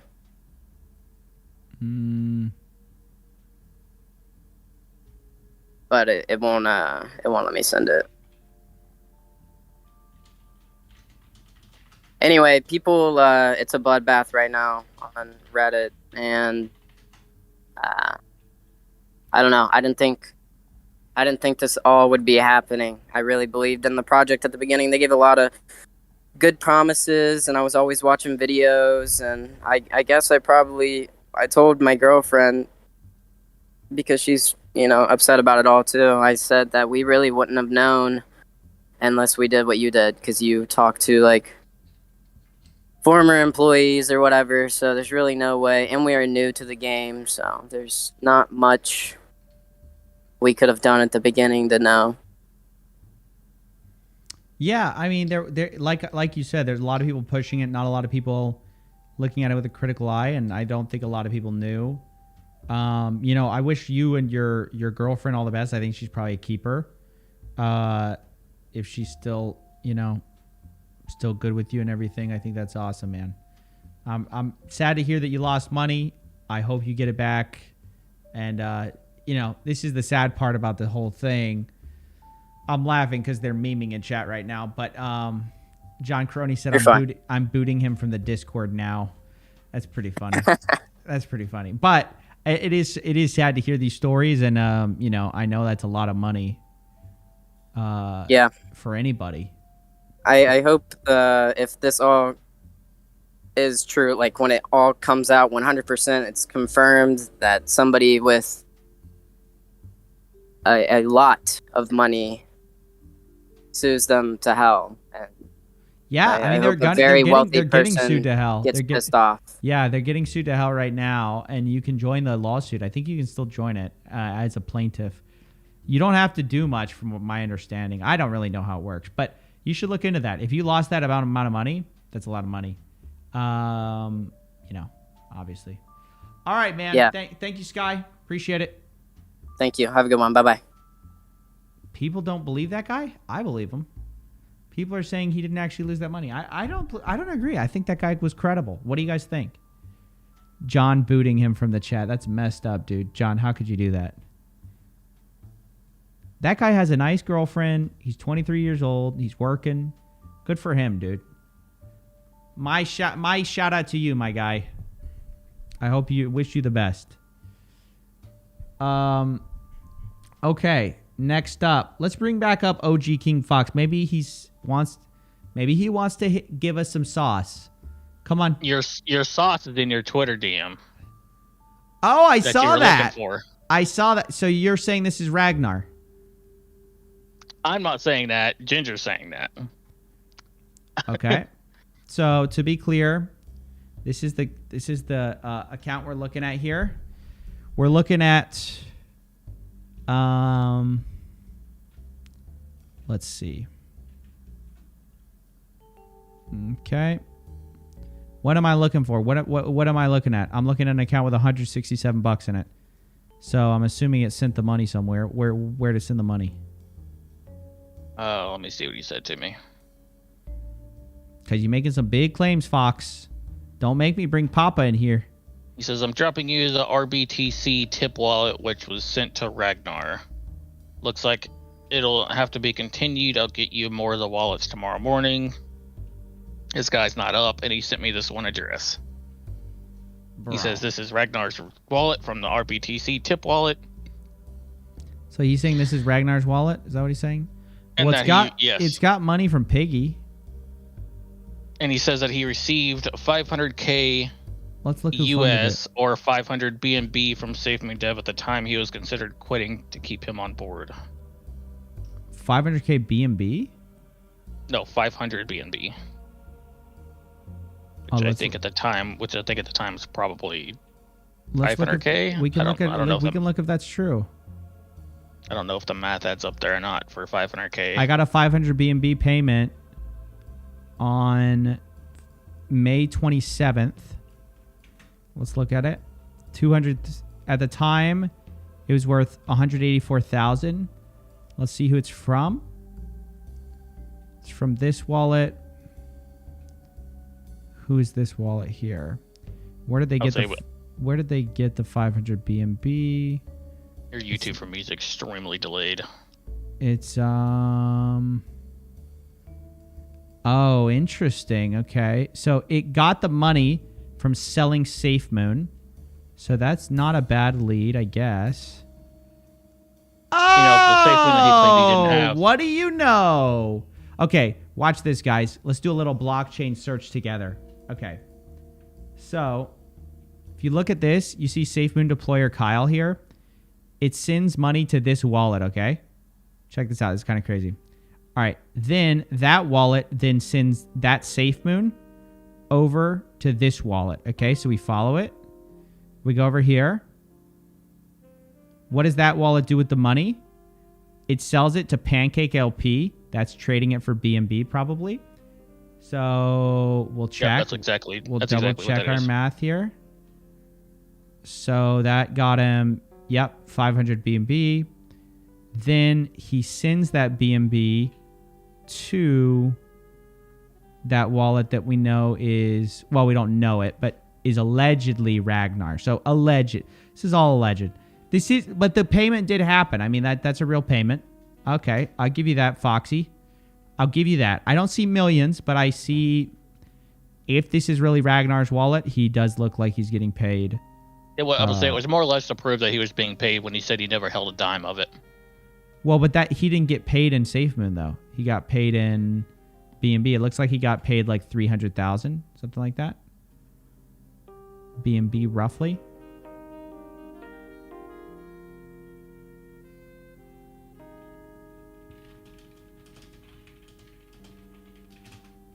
I don't mean to be the obvious guy here, but if he was paid BNB directly from the deployer wallet, that would imply that SafeMoonDev sold, causing a dip of 100 and what thousand?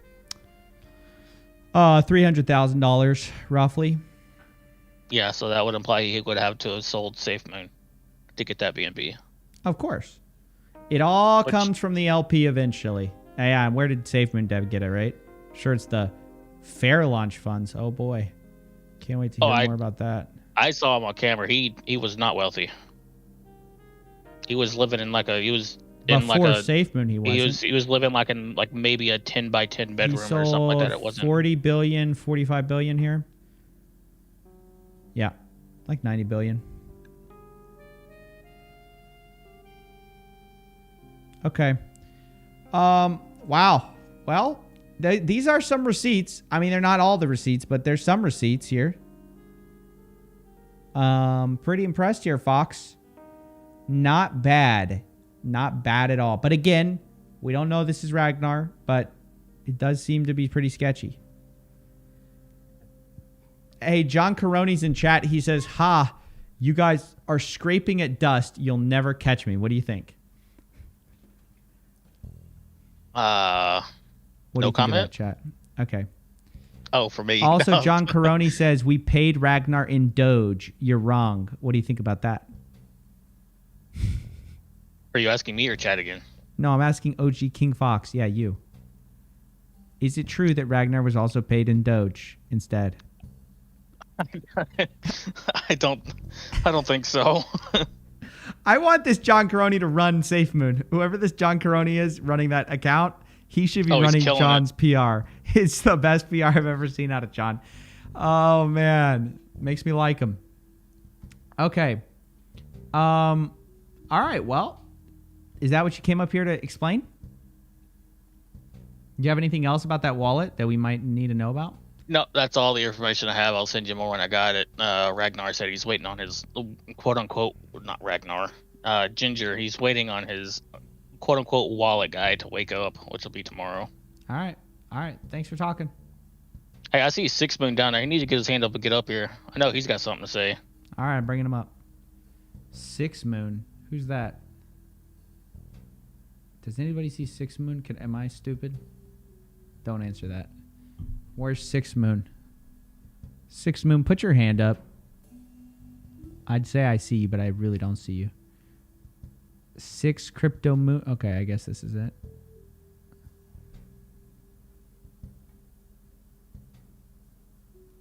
Six Cryptic Moon. Also wrong. Fake John. He wouldn't be here. Papa, we know that it's a fake John. I'm joking. Obviously, we're joking. Fox was always at car shows. That's why I fired him. Oh, man. Yeah, we know it's not the real John. I think that's the real Papa. I'm not sure, though. Papa, tell us if it's the real you. Please. In chat right now.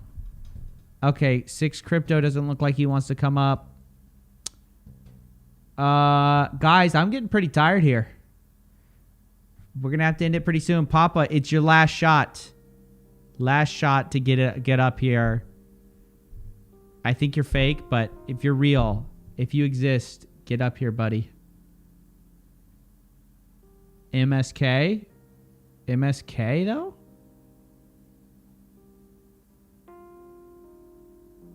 MSK, man. Do we disagree?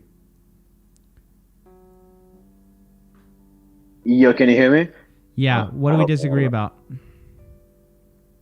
Well, I don't disagree about anything right now. So I just wanted to ask you something else regarding SafeMoon, obviously.